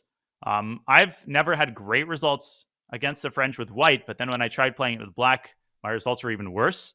So I don't know what that indicates, but yeah, it's just an annoying opening all across the board. Is it better or worse than Alapin? Oh, definitely Alapin is more enjoyable. I think the French is, it's only for certain types of players who are okay with, being cramped a lot of the time. Certain players are extremely good at the French, but definitely not for me. Yeah, and you know what? Danya, I see in my over-the-board tournaments, I don't know if anyone else in chat has had the same experience, but kids play the French all the time. Yes, very, very popular opening at the youth level because it's easy to learn. I mean, it's easy to learn in the theoretical sense. Like there's the same set of moves that you play, E65, clearly defined structures. And so coaches really like to teach, a lot of coaches like to teach their students the French, but it's definitely not a good fit for everybody. And I really dislike Super T's last move, E5. He's weakening some of these light squares on the king side. I mean, the knight can slide into H4. This would be kind of my automatic response in a blitz game to play knight H4. That makes a lot of sense. You just want your knight into F5, right? Mm-hmm, exactly. But white's going to take his time. Black is sort of threatening a fork. I mean, it's not the end of the world even if it happens. Oh, actually it is. Sorry, E4 is a big threat. It is the end of the world, actually. Okay, we see Queen E4, just stopping the threat. Yep. No, white is better now. There was no reason to weaken the square like this. And now white is essentially playing a risk-free position. Black probably should try to swap rooks here. Trade. Which we see. Do you want to give yourself a little space? Yeah, okay. We see G3. Yeah, look at how white's queen just controls everything. Black can give this check, but it doesn't do anything. King G2. It's a classic queen and knight versus queen and bishop, typical type of endgame, but the queen and knight is well known as the stronger tandem in a lot of situations, including this one. And Danya, we saw that rook trade. Is it true that it's, when your king's exposed, you just want to trade pieces, or is that only in some situations? It's definitely true in most cases, but the problem is that white can still develop a checkmating attack with just these two pieces on the board. And this is why the queen and knight is such a strong pair. I would still vouch and lobby for knight h4, knight f5. But look at how patiently Mendes is playing. This is what I talked about at the start of the show. King g2, very mature move. Get the king out of the line of fire, and now he is going to play knight h4. But no, he's still delaying. I don't know why to procrastinate. Once the knight gets to f5, it's like game over, essentially. Finally. You think in this position, he just thinks he has all the time in the world, He can just kind of develop, make safe moves. He does actually, and queen d2 here is the big move to calculate. But I think white can respond with a check on a8, and then there's some mating ideas with knight f5. No, this is a very, very big trouble for Banerjee, and this might be a huge win if Mendes can drive the point home here. Yeah, you're right, Danya. If Mendes can win this, then all of a sudden he is in a pretty good competition for second place, right? And Tudor is playing Ethan Guo, who's tied for last place, but is a very dangerous player. And Tudor is also slightly worse in his game with white, so this could really open up the field. And in these kids tournaments, you can't ever call it. I mean, crazy stuff happens at every stage. Just when you think you have a handle on who the favorites are, there's a total shakeup, as Mendes probably calculating this check on a8, Jules. He can also drop the queen back to f3, which is the safer move, and he plays it. Yeah, which we see. Good enough. Good enough. And also, maybe you don't want to take as much time calculating when you only have 40 seconds on the clock. That could be a little scary. Yeah, and this move is actually very, very strong because black has no good way to defend f6. The knight's now going to complete its journey. And nice. Total domination, positional and tactical. Wow. Queen. Where's that queen going? Are there any ideas here, or is it just trying to not get mated? Queen d8, queen e8, queen d8, and wait for white to burn some time. The queen is taking a dangerous journey. Oops. Now it's over. That's it. It's funny that a doubled pawn can be just so crucial to the position. Yeah, a single pawn was the difference between mate and, black holding on. Now it's checkmate by force. You cannot stop queen g7 or queen h8 if the king slides away. Queen h8 mate. And it's over. And Mendes delivers. He's now only half a point away from his opponent. Let's flip on Tudor versus Ethan Guo and see if the American player can contribute to the shakeup. No, looks like Tudor is taking over the game once again. Okay, black is down a pawn, but opposite colored bishops. No, white is crashing through, Jules. I think white's going to win this one. And we've seen Henry Tudor just absolutely dominating these endgames. Every endgame he's won. Worse, better, he always just seems to prevail in the endgame. And that's probably a huge advantage, right? Just get your opponents to the endgame and you'll do fine. Yeah, for a kid, he's an extremely positional player, and if you can essentially steer each game toward your strengths, but bishop e2, that was a slightly sloppy move. No, h6, good tactical eye. Can't take the pawn because of the fork, and white should win this now. Smooth sailing. Yeah, this is just beautiful technique here. Total control. The rook is out of squares. Bishop g7 check imprisons the rook even more. And Brzezina has defeated Kaushik, so Brzezina making a claim here as well, potentially for a last-second dash towards second place. Yeah, and we see Mendes had that huge win against Banerjee, so actually it's anybody's game for second now. And it looks like Henry Tudor is hanging on to first for now. King f6, and he's going to checkmate the black king on d8. Oh, it was up to 0.6 seconds. That was so scary. But look at that, we see a win. He almost flagged a few moves ago. Tudor needs to be careful because that's his one thing that he sometimes lets his clock run down in positions where he can play fast. So that's going to be important in the last 3 rounds. But he wins another game. And now he actually is a full point ahead of second place. Sorry, a full point and a half ahead of second place. And Aaron Mendes needs to keep on winning. And he needs Ethan Guo to hold Supratit Banerjee, which is going to be a tall order in round 8 as we get underway. And we'll see here. Okay, we have Ashwath versus Aaron Mendes. So Aaron's really going to look for the win here. And this is a double round robin, Jules, so everybody plays everybody twice. And Brzezina is playing Tudor. Now, remember that in the third game, Brzezina completely outplayed him. He won a rook, he won a piece, and then flagged by total accident. So Maybe Brzezina has what it takes to finally stop the Romanian juggernaut.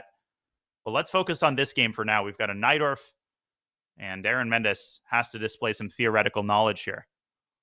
Yeah, and we'll see if Piotr can displace the reigning monarch here. And we see the queenside castle. So in this line, what are we really going for as white? We've seen this a few times from Ashwath. Yeah, these central breaks. And typically in the old days, the queen would go to f3 automatically. Nowadays, queen e2 is very popular because it sets up the potential knight sack on d5. There it is. But is it premature to do it here? I'm not actually sure.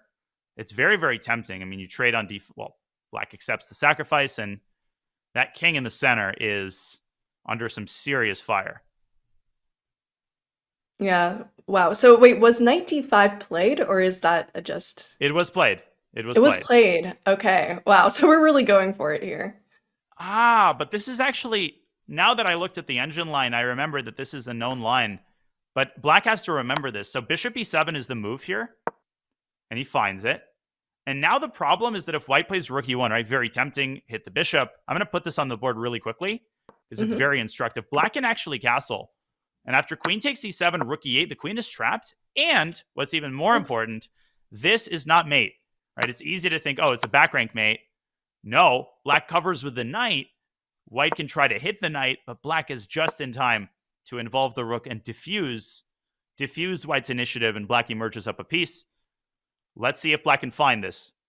No. Yeah. Rook e1 was played, and he goes knight b8, which is also decent. I mean, you're defending your bishop, and you're covering the c6 square, so white's knight can't jump in. Yeah, it seems like one of those tactics you only really learn from getting something like that in your game, right? Yeah, castle's kingside, very, very hard to just like independently find. Now white has excellent compensation against this insanely weak black king. Now you can't castle kingside anymore. I don't like what Mendes has gotten himself into with knight b8. So you heard it here first, Chad. Always sack your knight on a d5. Yeah. No, knight d5 sacks are so dangerous against the Najdorf, especially in blitz. I don't see a move for black. I mean, how does black untangle here? No, it doesn't seem like there's really much you can do. You don't want to, I don't know, castle into any onslaught. So we see queen c5 just trying to... What even are you trying to do here as black, do you think? Well, you're asking the knight, where are you going to go, dude? Where are you going to go, horsey? And knight f5, you don't really want to allow too many trades if you're white. So ideally, you would just keep this knight on d4. But if you play the move pawn to c3, then you're also giving black some activity on the other side of the board. Queen to e2 back. Threatening mate in 1. But rook a7 simply. And white's play is starting to fizzle out. Aaron Mendes suddenly taking over, and if he can get this king out of the e-file, he is up a piece. So eventually that's got to make its presence felt somehow. Yeah, that is the scariest thing when you sack a piece and you feel like you just have to keep up this momentum. It's a lot of pressure. You can't let it fizzle out at all. But still anybody's game, obviously. This is very, very dangerous. I would just get the king out of the e-file and try to put a rook in its place. Look at how this knight on b8, right? Very important for people not to dismiss pieces that look bad because they can be actually controlling really important squares. And this is the case here with the black knight controlling the c6 square. King d8, excellent. I believe Ashwath is one of the youngest people competing in this section today. Yeah, I'm not surprised. He's birthday 2015. Insane. 2015. Imagine. Born in 2015. Imagine, guys, you're paired against someone OTB. You look up their FIDE profile, and they're born in 2015. Oof. Dude, wasn't that yesterday? I was already a GM in 2015. I mean, how is this possible? And now we're commentating. Now he's like 22, 2300 and playing like he's been a professional for 40 years. Of course he is. And, you know, this is all just experience for him. Even though he isn't doing the best in this tournament, next year he could come back with a vengeance. Absolutely. This is a great learning opportunity, but he is going down in this game. He just wasn't able to keep the initiative up. Now he's dropping a bunch of pawns. Now his king is under fire. No, black is winning completely. But bad news for Mendes. His main competitor, Banerjee, is going to defeat Ethan Guo. Yes, he just won. So he solidifies his hold on second place. And big game between Brzezina and Tudor. Shall we flip that one on? Because I think it's decided here. Yeah, let's see it. Okay. Can Brzezina score a huge victory over the tournament leader? It doesn't seem that way right now. He's got 4 seconds again. 2 seconds in a sharp middle game. Yeah, how do you even play this with so little time? You don't. This is bad. This is trouble for White. So you said Take earlier, 5. Danya, you rather take the would you always rather take the position with more time in these kinds of situations? How important is Almost always. Imagine just having 3 seconds and you have to make like 15, 20 moves.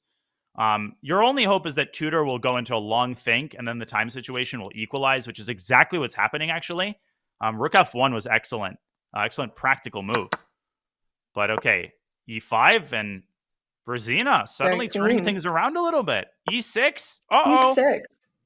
And now White's in the driver's seat. Take on F7. Take on He's just G6. thinking so quickly. He's playing amazing so far, but all it takes is one blunder, Jules, to turn things around in the opposite direction. But it's 13 seconds to 3 seconds. It's actually not as far away as it was. Absolutely. Now the queen is hit. Queen takes E7. Brzezina is knocking on the door of a huge win. Tudor is completely lost. 5 seconds. One last threat. Mate on G2 threat. Gotta move.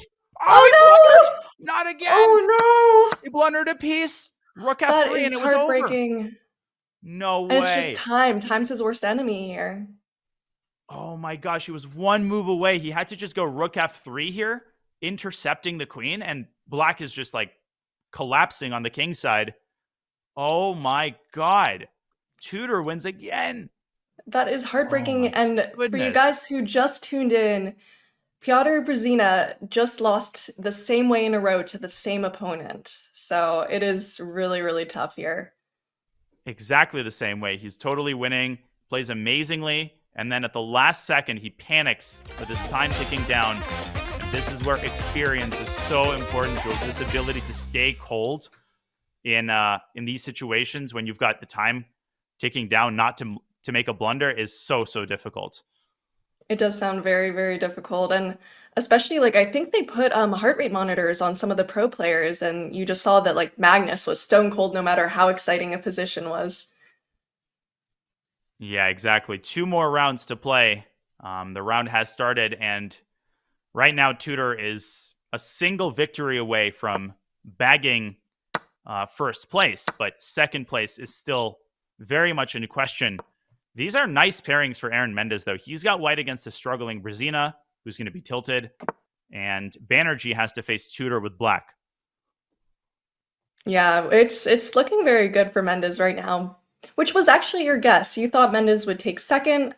I thought it would be Banerjee. I still think it's anyone's game here. Yeah, still early days, and another one of these kind of hedgehog structures. We've seen a few of them. Yeah, White's position is very pleasant here. Big space advantage, nice control over the center, and Brzezina is going to get his queen to c7 and then fianchetto his bishop. So for these Maroczy bind kind of positions, White just really wants to keep control, but what are they really aiming for? Yeah, that's the big issue. It's that White doesn't have an obvious plan. White is a very nice looking position. Sometimes you do see a sacrifice on d5, like knight d5 and then knight f5 at the right moment. But timing that sacrifice can be really tough. And we saw an example of a sacrifice that failed by Ashwath Kaushik.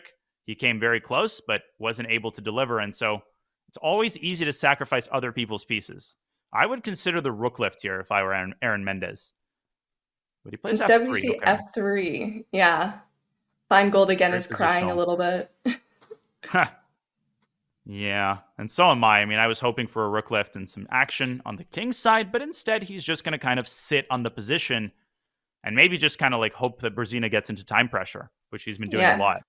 You can't really expect these kids to lift very much. They're pretty small. So you kind of have to expect these f3 moves. That's right. Yeah, look at Brzezina. This has been his Achilles heel this tournament. He burns way too much time on non-essential decisions, and this has cost him game after game in critical phases.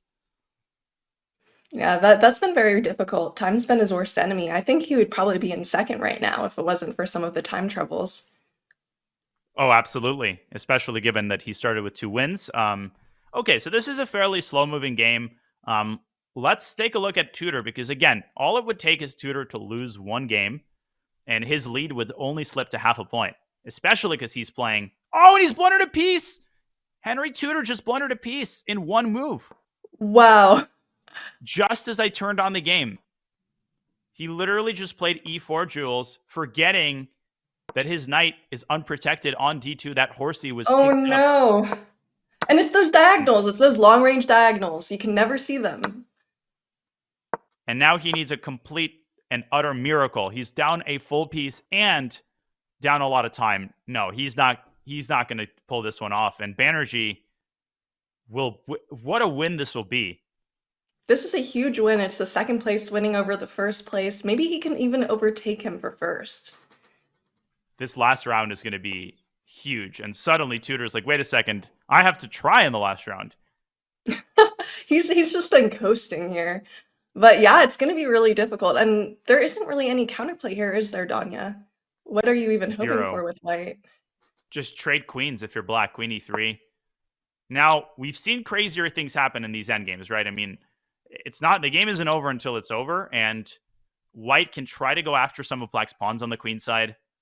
But again, I mean, with 2 minutes on his clock, Banerjee should be smooth sailing here. Yeah, with only 2 minutes. Yeah, he's up on time. The queen's off. It's just pretty simple for him here. Yeah, b6. No reason to give up any more pawns. Yeah, I mean, Tudor is trying. He's going to get his knight around to e5. Still some work to do. No question about it. Still some work to do. Yeah, ladies and gentlemen, we're going to see some technique here. Yeah. Okay. What to do for Tudor? He's down to a minute. Down a piece on the board. Okay, h4. Good stuff here. I would still be nervous if I had this with black against like Magnus. I wouldn't consider it a done deal. Because white does have a pawn for the piece, and white is pretty active right now, so still some work to do. Ooh. Is Henry Tudor the Magnus of the kid world right now? It certainly seems that way, because his opponents are really struggling to convert big advantages. That was a slightly sloppy move right there by his opponent. Now g5, maybe? Okay. Still kicking. Still kicking. Getting some kingside play. Instead, he goes knight back. Yeah, it's hard to play aggressively. It feels like he's nervous. It feels like black is nervous. He's just like hasn't found the right approach yet, and now he's just walked into g5. What's he doing? But Tudor, rook e3. Trading a rook trade. I don't know about that one. He's playing for a draw here, trying to just get all the pieces off the board. Okay, it's interesting. And he's making black think. Can you explain that rook trade when you're down a piece? I think white's banking on the fact that like white might even be able to trade knights here and try to get this king to e5. And black is definitely winning there, but it's actually not as easy as one would think. I would keep the knights on the board, though. I would go knight c4. And that knight is just hopping around. And that's probably what he's thinking about, right? Whether to trade or not. And we see the trade. Ethan Go has defeated Kaushik, but that's a non-essential game for the standings. Can Tudor pull off the unimaginable? Can he hold this draw? You know, it's close, but I think black... Ooh, king e7! King e7? And black's king can't get out of the king side. He's got to find it, and he does. And now black has to be really accurate, actually. I think black is still winning, but my gosh, this is close suddenly. Yeah, would black be winning because of some sort of Zugzwang situation? Exactly. But now the king can hunt for the b pawn. h5, okay. Good move, great move. But king d6. Huh. Yeah, now all of a sudden the kingside pawns don't look as scary. Oh! King c6, and he's going to win the b pawn. And is white going to win this game? No way. I cannot believe this. White is now playing for a win. So now we're D5. going to see the bishop will have to sacrifice for this pawn, but where does the bishop go? King e7. Black might lose this, and white's now going for the G pawn. No, it should be a draw. Bishop Tudor f3 has looks to be really careful. nice. Yeah. Yeah, good move there to keep the draw alive. What on earth just happened? King e5 forces a draw. King e5 and then b5 and h5. Yeah. What in the world? Look at that. How did he manage to do this, Danya? No, this is crazy. I mean, this was is like down. equivalent to his comeback against Brzezina. Okay, he lost on time. Here, he saved it on the board.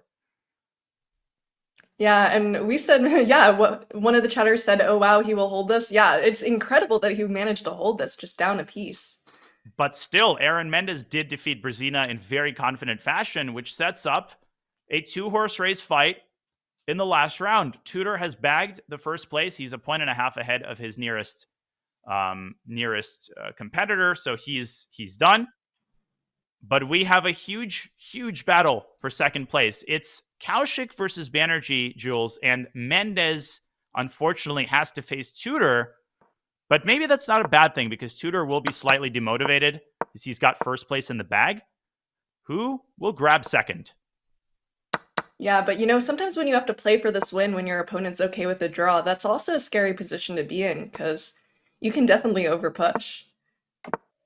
Okay, we'll start in this game, but we'll be toggling back and forth as Banerjee plays his pet line, this Rubinstein French that he knows really well. And White's already thinking. Yeah, Queen C2 is a bit of an odd move. No, I think Banerjee's is doing great already out of the opening. Yeah, this looks very, very clean and routine. But chat, do you think it's going to be Banerjee who's going to take second place, or do you think it's going to be Mendes? I don't know. Mendes is on a bit of a streak here. If there's a tie for second, they will play a tiebreaker match to determine the second place finisher, but hopefully we get decisive results. It's going to be close. Okay, Yeah. Mendes is already not doing great against Tudor. So let's flip on the other board for just a second here as Banerjee thinks about his move. Let's see it. Aaron Mendes is... Okay, white is... Ooh, c4. No, Mendes is actually in big trouble against Tudor, and this is bad news if black's knight gets into d3. Very, very bad news if black's knight gets into d3. So is the whole c4 idea just all for that outpost on d3? That's the goal. That's what you're aiming for. Which is that why we just saw g3 to prevent that? Yeah, I mean, Tudor missed his opportunity there to slide that knight into f4. I'm a little bit surprised. It's crazy that an outpost could shift the evaluation so much. A single placement of a single piece, and now white is threatening c4, and that would trap black's knight in the center of the board. So Tudor shifts his queen to give the knight an escape square. But I really don't know why black didn't go c4. That was an easy way to solve the problem. Yeah, and now where does black's knight go on c7? It's kind of like a sad kid at a party. Like there's nowhere it can really go here. I'm not seeing any good squares. Do you? No, that's a great compare. That c4 pawn, right? When the pawn is 2 squares away from the knight like this, it restricts its mobility. And Mendes now kind of in the driver's seat. h4 expanding on the king side. Great stuff. But how does he actually convert this slight advantage? I don't know if he can. Rook e2 sitting on the position. You know, black can try to get this knight around like this. Knight a6, Jules, knight b8, knight c6. It's long and cumbersome, but you got to do it. That is the biggest rerouting of a knight that I've ever seen. Yeah, it's like circumnavigate the globe just to get to a decent square. But Tudor is burning a lot of time here. He gives a check. Might be trying to force a queen trade with queen to d3. Yes. All right, we see that. And a draw might be insufficient for Mendes because I'm looking at the other game, and Banerjee is slightly better with a big time advantage, so he is likely to win his game. And that would mean Mendes needs to convert this, what looks like an equal endgame, honestly. Yeah, and Mendes also knows that Banerjee is playing Kaushik, who has been struggling this tournament. So I think he knows he needs to go for the win here. Sloppy play. Black missed a chance to go h5 and just lock up the king side completely. He again can go h5, which I would do in a heartbeat. Just like not allow white to keep expanding, but he keeps the king side as it is. Still, I would go h5. That's the kind of positional move we've seen from Henry Tudor this entire tournament. Yeah, he's pretty good at these types of moves, and he's burning more time. He's almost under a minute. Man, this is going to be close. By the way, Banerjee also not absolutely not winning just yet. He's better, but he's also in an end game. Let's flip on the Banerjee game because let's see it. This one is very tame. I mean, we'll rejoin it in just a moment, but let's see if Banerjee can convert his equal end game against Kaushik. Oh boy. 2 equal end games, Jules. Will we see 2 draws? I don't think so. This one looks, if it's even possible, this one looks even more equal. Yeah, white has 0 issues in this position for now. Yeah, but we've also seen this kind of position quickly devolve before. As it will this time, I'm sure. Something will happen. Something will happen. We got to go to the other game for a second because Mendes is knocking on the door. He's gotten his knights all over Black's side of the board. Aaron Mendes is clearly better with winning chances now against Henry Tudor. Oh, my lands. Ooh, knight takes bishop and knight d6. He's winning if he finds it. And he finds it. Knight d6. You get the knight in. Knight c8. And you've got the fork. You've got the fork. And if Black tries to protect it, Black drops the f-pawn. Mendes is winning. That was a really nice find, especially against Henry Tudor, who's been just the endgame boss here. But we're seeing this beautiful play from Mendes. Look at this. But it's not over. I mean, Black should try to finally get this knight into the game. Knight b8, knight c6. I mean, knight endgames are so hard to convert because you have to be ultra, ultra precise. And this one ain't over. Yeah, knight even a7, down a pawn, right? f6. No, but f6 is total desperation. Mendes has an entire minute here to figure things out. But Banerjee is also better. No, this is crazy. We might go into it. I almost hope they both win their games so we can get some sort of tiebreak situation. That'd be really interesting to see. Still some work to do, by the way, for Aaron Mendes. He's up a pawn. He's winning, obviously. But how does he break through in this position? That's the big question. And his Energy opponent's is time struggling. to help, though. Let's go to the other game for a second here. I'm just going to keep on toggling because Banerjee is struggling to create serious winning chances right now against Kaushik. And Aaron Mendes is losing the plot as well. Oh my god. No, Black is not winning this, I think, unless white blunders. Yeah, what even is your try here as Black? Maybe that e-pawn? Yeah, let's go to the other game one more time. Aaron Mendes, very, very close to winning the game. But can he find the breakthrough? It's a 3-on-3 on the king side, Jules, with that extra c-pawn, but Black can blockade it with knight d5. Oh, careful. Knight f6. Mendes getting over to the queen side. Knight c5, king c5. Great technique. Where's the clincher? This pawn is promoting, Here's the clincher. right? And Banerjee's going to win. Banerjee is going to win as well. Really? Okay, wow. Unreal. c7. It's over. Mendes is going to win, and Banerjee is going to win, very likely. You're forced to give up your knight? Okay, Mendes is going to win this. Let's go to the other. Or is he? e5. Look at Tudor just fighting and fighting and fighting, forcing white to find the moves. Oh, no! King f5. Oh, king d4. Where's he going? Where is Black going? Why did he go? And Tudor only has 4 seconds on his clock, though, here. But you have to keep that pawn. You have to... It's over. King e6. And both Banerjee and Tudor win their games. Amazing.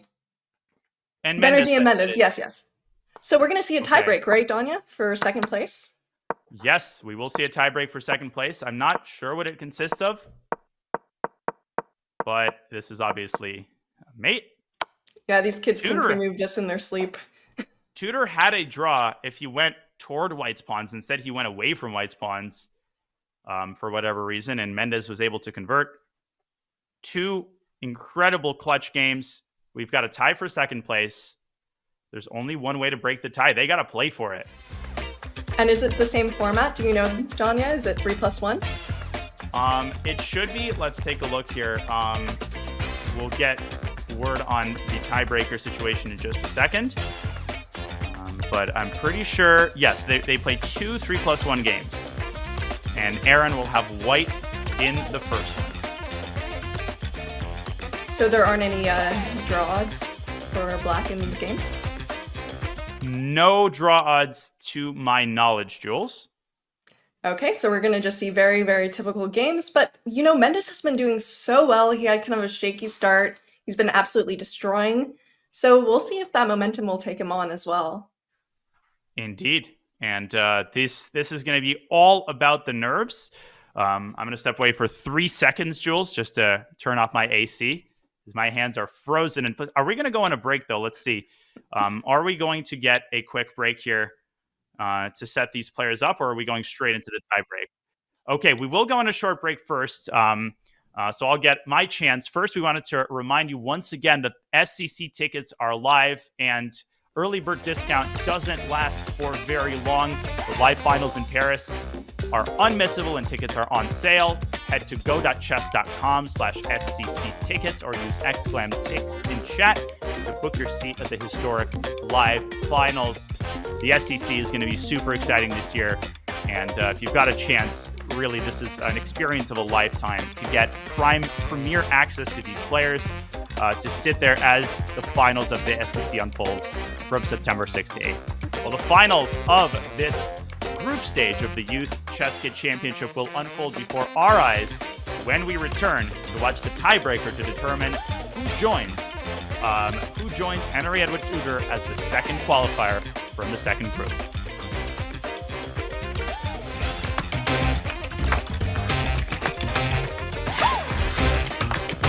This June, kick off the summer with some of your favorite chess bots. Have some fun with old friends, or maybe someone new.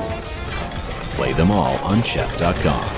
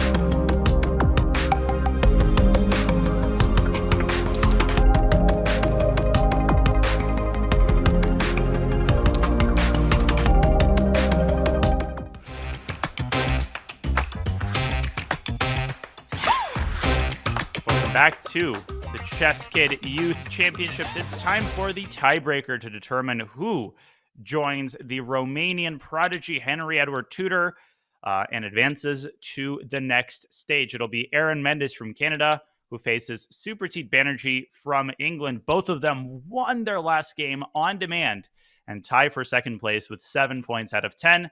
They're about to play, Jules, 2 3+1 games, and the winner of this mini match will advance to the next stage. They've both been fighting, especially Mendes. He had to come back from being 1.5 points behind Banerjee to get to this spot. So I'm really excited to see what happens here. We're going to see who takes second. It'll be a lot of fun. Now, they had a game toward the end of the tournament where Banerjee played his vintage French, and Mendes just didn't show the kind of preparation that one would expect from him, and yet he exploited Banerjee's positional mistake beautifully and won that game. Now, Mendes is the better player OTB. He's 200 points higher rated. He's over 2,300 FIDE. He's got to try to use that edge and funnel the game into, I would argue, positional territory. That's where Banerjee has been the weakest. Yeah, but have we been seeing issues with his time trouble? I don't think so that much with Mendes. He's been holding on pretty solidly with that. Yeah, he's been on the money with his time management, but obviously the nerves come into play here, and we're off. Here we go. And a Caro-Kann. All right. Banerjee changes up his opening, maybe worried a little bit that Mendes used the break to prepare. That's a good call, I think. Let's get to the game. Maybe he's been doing some prep before this round. Like, you know who your opponents are. You can prepare for this tournament. Yeah, and we have a Tartakower Caro-Kann. Let's get to the board scene, please, if possible. And we have a mainline Tartakower Caro. Tartakower Caro with both sides, castling kingside. Looks pretty solid for both sides. Hard to make any hard and fast conclusions, Jules. This line is very, very popular at all levels, this Tartakower Caro. Yeah, it looks very, very solid. What do you do as white here to try to break through if you're wanting to play for a win? Well, the important thing is not to rush the action in the center. Typically, the move c5 here will be played at some point. But you're also weakening this d5 square when you play the move c5. So you have to time it right. And that's why we see Mendes advancing, grabbing space on the queen side. I like the way that Banerjee's playing, though. Very solid, trading off some pieces, just telling his opponent, you come to me. Yeah, and you said he was 200 points higher rated, Mendes, but really, can you tell nowadays? These kids improve so quickly. It could just be 1 or 2 tournaments and they could be equal. Yes. It could be 2,300, 2,100. I mean, that gap can be bridged, as you said, with one good tournament. But still, Mendes, I think, has been pretty consistent in scholastic tournaments in recent last year or so. He's performed well. Okay. We have a lot of trades. We could get another trade on e4. I would take and then go rook e8, just simple chess. Grab the file. I think we're going to see that. Yeah, rook e8. Very even game so far. We could even get a queen trade if black slides the queen up to f4. And that's a good strategy for black, right? Go for the draw, try to win as white. Oh, do not like that move. That's a very weakening move, right? That is kind of what Banerjee did to lose the French game. He was doing great. And then he started making these weaknesses, right? He weakens the e5 square. This pawn is now a target, and white's knight is really happy to see that move. So do we think the knight's going to hop into e5 and then a trade? At some point. I think maybe Mendes might even go h4, try to kick the knight away from g6, and then once he accesses e5 with his knight, it's unpleasant for black. Still within the realm of equality, but nothing horrible has happened for Banerjee, but he's now slightly worse. Yeah, so he just wants sole domination of that e5 square. Sounds very evil, but makes a lot of sense. Bishop b3, great move. Maybe even d5 at some point to create the passed pawn. That might be coming in. Yeah, how do you stop that as black? Can you? No, I don't think you can. And this is what's causing Banerjee to think for so long. He's worried about d5. He's worried that white's expanding on the queen side in the center. No, I'm getting really worried here for Banerjee. Mendes seems really confident here. It's all because of that F5 move. It just shows how quickly one move can completely ruin your game positionally. But there's a tactic. Don't go d5 here because black can actually take twice and fork the bishop on b5 with his queen. That's a really sneaky little move. But Mendes he smells a rat. He's like, this is too good to be true, and it is. And he has a little bit of extra time. He's up by about 15 seconds, but that can quickly dwindle away. He'll probably be using it to calculate this d5 move, like you said. And that's why he played queen d3. He's taking away the b5 square from black's queen. Is it time to push? Not yet. Very patient, taking away the f4 square from black's knight. If black plays f4, white's just going to go g4, keep things locked up on the king side. But okay. Yeah, Mendes seems like a very strong positional player here. Yes, that's been his biggest edge. I think his positional understanding is excellent. Queen e2, another great move. Understanding that the queen trade is in white's favor because white's got the better pawn structure. He's making some really mature decisions in this first game. Does it also help that white's pawns are advanced for the queen trade? Definitely. Big space advantage. White's the only one who can create a pass pawn. And Banerjee is burning more time having to make this decision. Okay, queen e4, trying to trade on his own terms. Mendes says, nope, you trade on my terms. And he gets his trade. Yeah, now white is clearly better, but obviously still need to convert. And first of all, you need to protect this c-pawn, which he does. Yeah, you don't want to create that outpost by going c5. You don't want to allow that d5 square to become so weak. Okay, now I would continue expanding with a4, and he does. He's playing this like a GM so far, this endgame. You can just tell the gap in understanding. Yeah, I guess kids do know their endgames nowadays. A4, H4, just look at how he's using both sides of the board. He's just pushing black off the board. And Banerjee says, I'm not going to go down without a serious fight. H5. Okay, but now Mendes' king side is really weak. He might do well to play H6 and give that pawn away and ruin black's pawn structure while he's at it. That seems like a really interesting move. It's scary to give up that pawn, but are those double pawns worth it? Well, otherwise he's going to drop the pawn, and black's going to maintain the sort of structural integrity. Actually, Banerjee played a great move, f4, to create this counterplay. Now it's a little bit more double-edged. Knight h4, lovely move. Bishop e2, hitting the pawn. And we're seeing the time dwindle down now, 15 seconds to 30 seconds, so he has to be pretty quick. At some point, Mendes should play a5 and just fix all of black's pawns on light squares.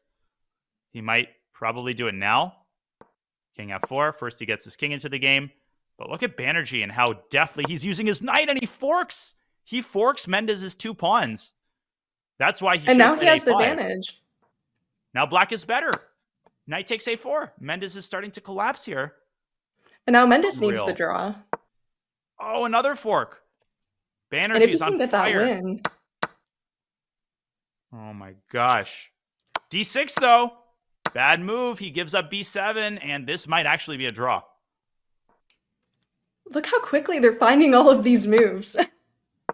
Wow. What a crazy endgame. Now anything can still happen. We know that, right? A fork could be missed. Someone could flag. Mendes actually is keeping the knights on the board. I think he's still trying to play for a win. 2 seconds. For Banerjee. Got to move h3. Can't take that pawn because of the fork on f4. Got to go bishop f3. That was a good move because now you have to think. 1 second, h2 gives up the pawn. Gets his king into the center. Don't get mated. Trying to... It's possible.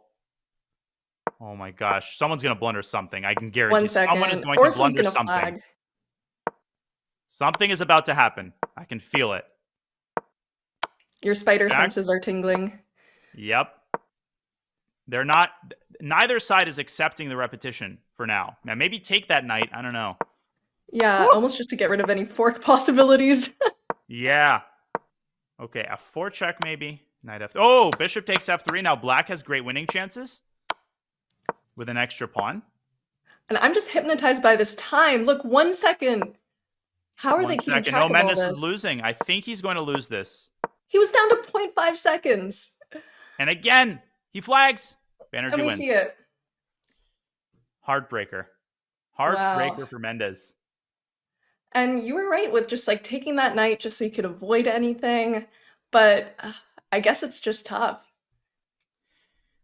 Whew, what a tough game for Mendes. A tough pill. He was in control from start to finish, right? Those are the most painful games when you're playing for 2 results and then at the very end, the game turns around and you're unable to adjust. The second game is underway. Let's click into it. And Alapin from Banerjee, who only needs a draw. Now Mendes has to win with black to keep this mini match going. He's in a must-win position here. So we're going to see some aggressive chess. Well, maybe not with the Bishop E2. Alapin. Yeah, we saw Bishop E2 played earlier in the tournament by Banerjee. I'm not actually familiar with this move, and I didn't love the way that he played this hanging pawn structure then. Maybe he'll improve now, but he's just trying to get all the pieces off the board and make a draw. Not a bad strategy. Check on B5. Uh-oh. Takes and Queen G4. Queen G4. Don't trade queens here if you're Banerjee. No, Queen G4. But why Queen F3? He could have put his queen on G4 and black would not have been able to castle. Now, Mendes is clearly better. But it seems like most of black's weaknesses. Sorry. It seems like most of black's weaknesses are fixed now. Thank you for the pawn. No, this is a very poor opening by Banerjee, but he still is pretty solid here. It's going to be hard for Mendes to convert. Bishop C5, and we're trying to just great move. trade everything. Okay, so maybe, yeah, rook d1, supporting the bishop. Now Mendes is probably going to grab the open file. He might also play h6. Black is close to winning this outright. Rook d5. Trade. White's dropping another pawn here to a fork.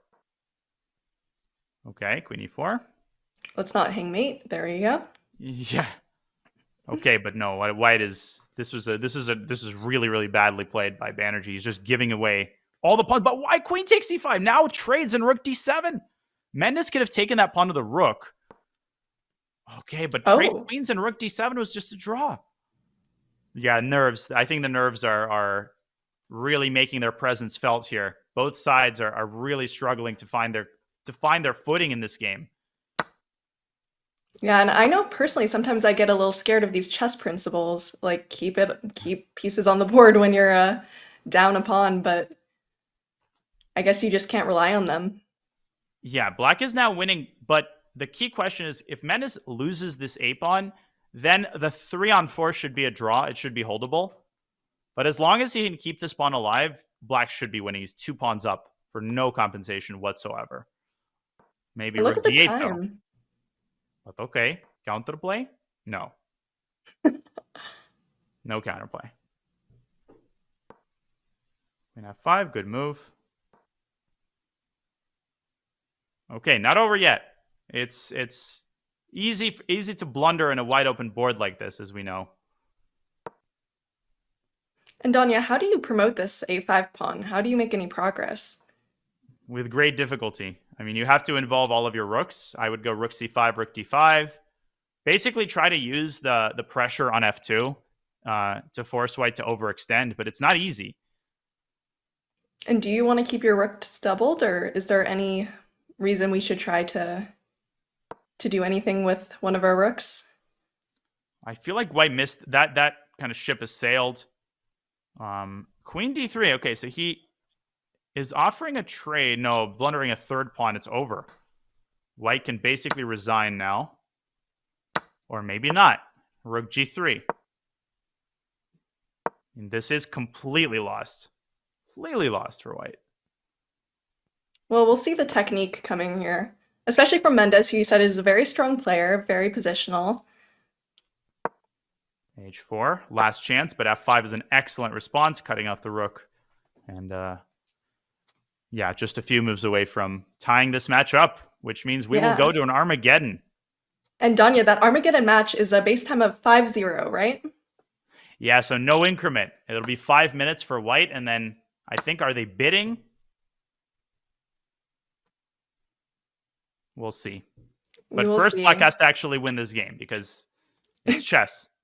It's chess, and stalemate is still possible. A mouse slip is still possible. Mendes has to keep his composure here. Yeah, it's helpful that he has the time on his hands. It's not like the other game where we were at 2 seconds to 2 seconds. Yeah, that's absolutely true. Takes e6, king h5. Maybe White can try to go for some Maybe White can try to go for some stalemate ideas, give up both rooks, but I don't think there's any good way to make it happen. Okay, I would try the rook h4. Give up your rooks. Got to play rook h4. Okay. He's thinking. Yeah, he will need to work on his Alapin after the tournament. I mean, that is a big weak spot for Banerjee. Rook h4. Excellent. Great fighting spirit. Gives up one rook, and then he'll have to give up the other. His king is stalemated, so, I mean, it is possible in some circumstances to force your opponent to take all of your pieces, but this is not one of those situations. Yeah, there are some tricks, but the king can just not take the second rook, right? That's the thing. Okay, rook h. Oh no, rook h4. No, rook takes f4. Oh my gosh. Rook at e4, rook d4, and rook d5. Just don't go rook c4. No, I cannot believe this. Is this actually going to be a draw by renegade rook? That is some crazy technique there. Unbelievable. And Jules, if black goes around to c1 and then to d2, you're going to give up your rook on g2, and that's going to be a draw. Rook a1. Rook a1. He finds it. Rook b1. This is beautiful. Oh my God. I cannot believe what I'm seeing right now. Wow. Now, it's not over yet. White has to find all of the right checks. Oh, don't take the rook. Do not take the rook if you're white, because then what a trick by Mendes, but it doesn't work. Rook e1, rook d1. He's got it. Should be a draw now. This is beautiful. Just a brilliant find. Rook e1, rook e3. He's going to still try to play this out. And look at how patiently his opponent is taking 2-3 seconds. He's not rushing. I'm speechless. Mendes can't believe it. I mean, he's like, how can my king not be able to evade the checks? Because typically there's some path that the king can take to somehow escape the checks, but not here. This is the exception. We're basically in 3-time repetition territory. Even rook d2 was an immediate draw. Yeah, we've been here before. The biggest oh no, my rook I've ever seen. Okay, but now White has to be careful. Rook 8. No, he blundered rook g4. What is he doing? Rook g4. No! After all that beauty, all that like chasing across the board. Rook h3 he had to play, and then it was just an immediate draw. Unbelievable. And we will go to Armageddon after all. Oh my. And one last trick, but obviously Mendes will not take on g4 with a rook. And then he has the mate. That was crazy. Look at that, rook h3. And it's a draw. King g4, rook g3. And yeah, just rook g4. Actually here, even rook f3 is a draw. He was literally just like one move away. And he saw it. He saw it. It was just one wrong move, one wrong square, and that's that. And that means we're going on another break because the players are going to bid for their time. And we will get an Armageddon when we come back. This is the match that keeps on giving. So we'll let the players get an opportunity to bid for their times, and we'll explain the rules of the Armageddon. But this match will be decided with the next game when we return to determine the second qualifier from Group B of the ChessKid Youth Championships. Stay tuned.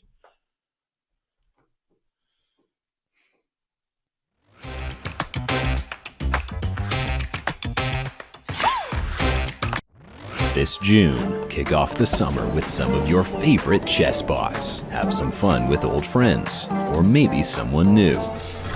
Play them all on Chess.com.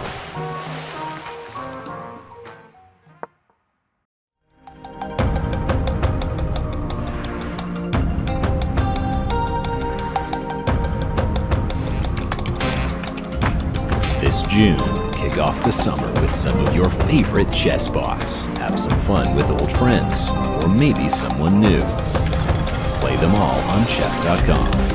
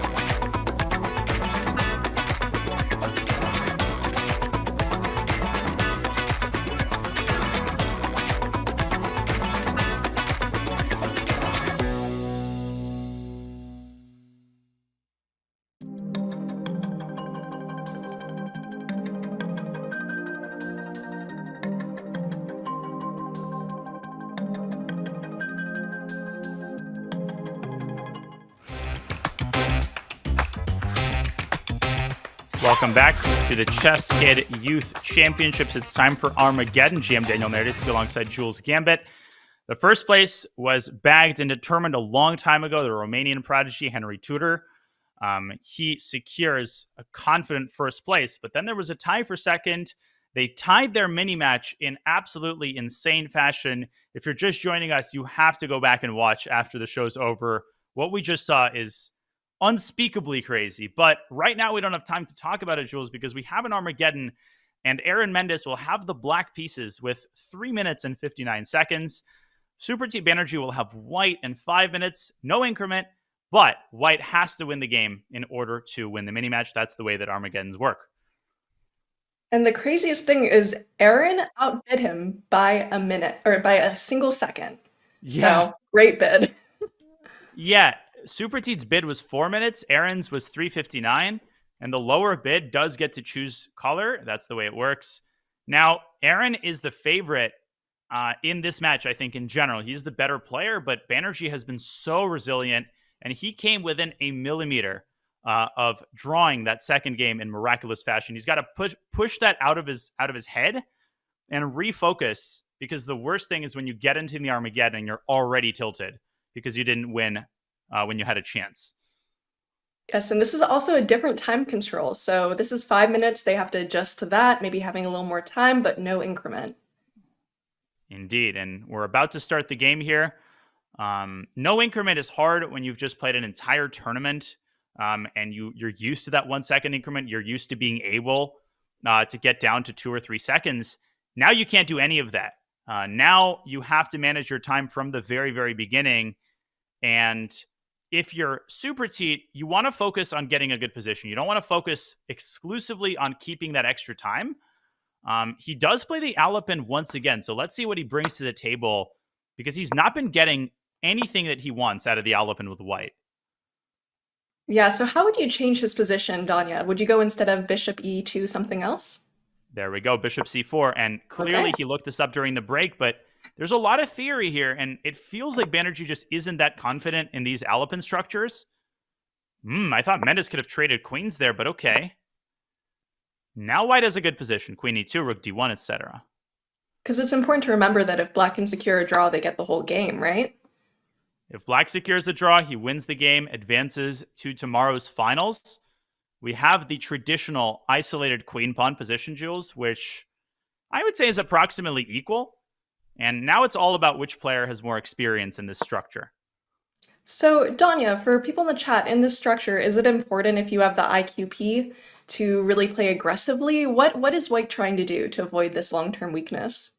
Have to play aggressively. And most importantly for black is to secure control of the square in front of the pawn. For white, get your pieces into the center, maybe at some point push d5, but Mendes is going to prevent that from happening. He's going to put a knight on d5 and sit on that square forever. White is going to attack on the king's side. So the bishop from b3 is likely to slide down to c2. You're going to set up some tactics on the h7 pawn. This is going to be a really interesting middle game. And Banerjee has maintained his time advantage, which is pretty impressive so far. Bishop d2, good. Good position for white here. I like it. I like white's position. So we want to get the queen into some sort of attack. Oh, and we see knight b5. So where's that knight trying to reroute? I have no clue. Oh, knight d6. Mendes just allowed it. And there's the answer to your question, Jules. Bishop d7 was a careless move. Just forgetting that the knight can jump into d6, and now f7 falls. And Mendes is in mortal danger here. Mortal danger. Mortal danger. And you can see with that brief hesitation. Rook f8, and you know what the problem, Jules, is that now knight takes bishop. Oh, I wouldn't take that knight. I wouldn't have done that. That was a bad trade for white. Now you have to take on d7 and get this other knight extricated, because black is threatening to play rook takes f7 and get 2 pieces for a rook. And he finds And we see it. Not a fan of that trade on d5, though. This gives Mendes some pretty good drawing chances with a beautiful knight sitting on d5. Yeah, and look how focused Mendes is right now. Sometimes it takes you to get into losing to wake you up. Yeah, he wins on demand in the second game, and now he's got chances. I mean, he's got a great knight. He's down a pawn, yeah. But try to win this with white. It ain't easy. Rook e8, rook f6 is good. Yeah, I'm liking Mendes' chances here, actually. Believe it or not. Really? Yeah, I think black is close to saving this game. I feel like Banerjee's kind of losing the thread here a little bit. No, and we're gonna have to see some sharp attacks. So where would you try to put your pieces? Like that bishop looks a little bit useless right there. So where would you try to reroute your bishop? Well, there's our answer. It's going to just Okay. chill on h6. I mean, as long as black doesn't move the king out of the way, the bishop is safe. The problem is black is threatening also to take the pawn on a2, which he is going to take if given the opportunity. Now he's very likely going to move his king to h8, and white will have to find a suitable arrangement for the bishop.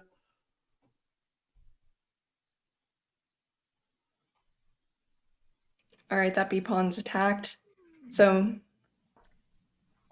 oh. Rook c1. Setting up the care. tactics. Queen takes b2. I think he wants rook takes e6. Deflection sacrifice. But black can just slide the rook over to f8. Or he just blundered the b pawn. That's also possible. Well, with the thinking, I mean, rook takes e6. It looks a little scary, but... Superteat is also, we're being told, uses a touchpad instead of a mouse, which is a pretty big disadvantage with no increment, especially. And he just gave up his extra pawn. Rook takes c6. Excellent tactical vision. Mendes gives up his queen for 2 rooks. Not sure who that favors. It might actually favor white in the long run. Yeah, with that rook coming down to e2. We'll see. They're both in interesting territory. So you're really against our iPhone users in the chat, people who play on their phones. Yeah, rook e2. That's a huge move. That forks the bishop and the pawn on f2. White is in trouble because remember, white is not satisfied with the draw. White has to win this game. And I don't even think white is playing for a win here. I think Mendes has this in the bag. Wow, that is a bold statement. He's equalized the time. No, white's going down here. There's no moves. There is no way to keep this game going. You got to give a check on b8 and then take on b7. That's the only thing that I see. But then black will take the bishop, and the rooks should prevail here. Yeah, this and he is not probably looking not good happy. for Banerjee. And he's now down on time with no increment. He's down 25 seconds. What a heartbreaker this would be, Jules, because he was one move away from saving the previous game and winning the match. Queen g5, okay. You're protecting Very your tricky bishop. move. Very tricky little move. I like it. I like it a lot. Why is it Banerjee. tricky, Still Danya? trying. Because he's threatening a check on d8. And the point is that the rook blocks, and then suddenly the knight falls with a check. So Mendes has to be careful here how he responds. I would just, move the knight back. That's a good move. Knight f6. Solid. Very solid. And now h6. And we see it, h6. Whoa, where's the tactic? White loses the bishop. Rook f8. Oh He'll no. lose the game. Queen e5 he has to try. Only move is queen e5, I think. But black will just take on f2 with the other rook. And it's a wrap, I think. Mendes will win. And you see it. You see it here. Yep. Bang. No. Is White it is over? down 30 seconds and dead lost. Yeah, he's trying to think of some way out. Yeah, I mean, even in a real game, I would actually just resign here with white. White is hopelessly lost. King h7, evade the checks. Okay, also, this is fine. Very, very sad. You can kind of see it on Banerjee's body language there. He's not going to sleep well tonight, thinking about all the opportunities here. But Yeah. this Armageddon was very professionally played by Mendes. Very professionally done. Yeah, especially since Banerjee was the one in control of this game at first. Made in 2. Knight g3 checkmate, and that seals it. Aaron Mendes see it. prevails. Incredible mental fortitude to come back, win the second game of the mini-match, win the Armageddon, and advance alongside Henry Tudor to the next stage, where 4 players will duke it out for the ultimate crown, Jules. What a finale in Group That B. was crazy. Especially since Mendes was behind a 1.5 He had to come back, not only, he had to come back a 1.5 and then he had to win the game and then the Armageddon. So it's just very, very impressive to see him move on to tomorrow's round. But his celebration will be short-lived because he's got to refocus. He's got a very difficult journey tomorrow, and Aaron Mendes has to step up his game. He is not going to go far. He's not going to go past the first round unless he levels up and plays to his full strength. He is a very strong OTB player, but he faces the ultimate, the big boss, Yildiz Erdoğan, the youngest grandmaster in the world from Turkey, who is obviously the pre-tournament favorite. And on the other side, Henry Tudor faces Antoni Radzimski from Poland. It will be unmissable entertainment, Jules, as 4 players enter the semifinals, but only one can emerge the winner of the ChessKid Youth Championship. What a day of action with 2 groups and an incredible finish in Group B, Jules. It was incredible, and it'll be so exciting to see what happens. You're right. There are so many difficult opponents to face tomorrow. It was just an insane game. We'll see if they can keep it up. We'll see if Henry Tudor can keep up his streak. We'll see what our players can do.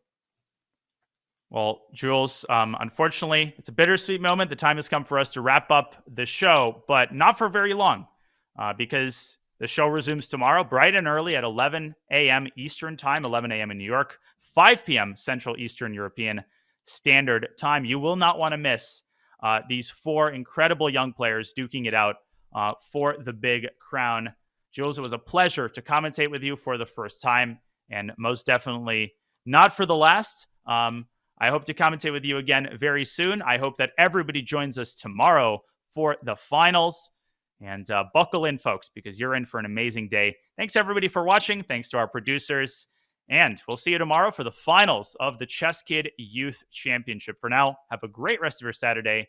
GM Daniel Naroditsky and Jules Gambit wishing you a very pleasant Saturday afternoon. See you tomorrow. See you tomorrow. Thank you so much, Danya, and everybody.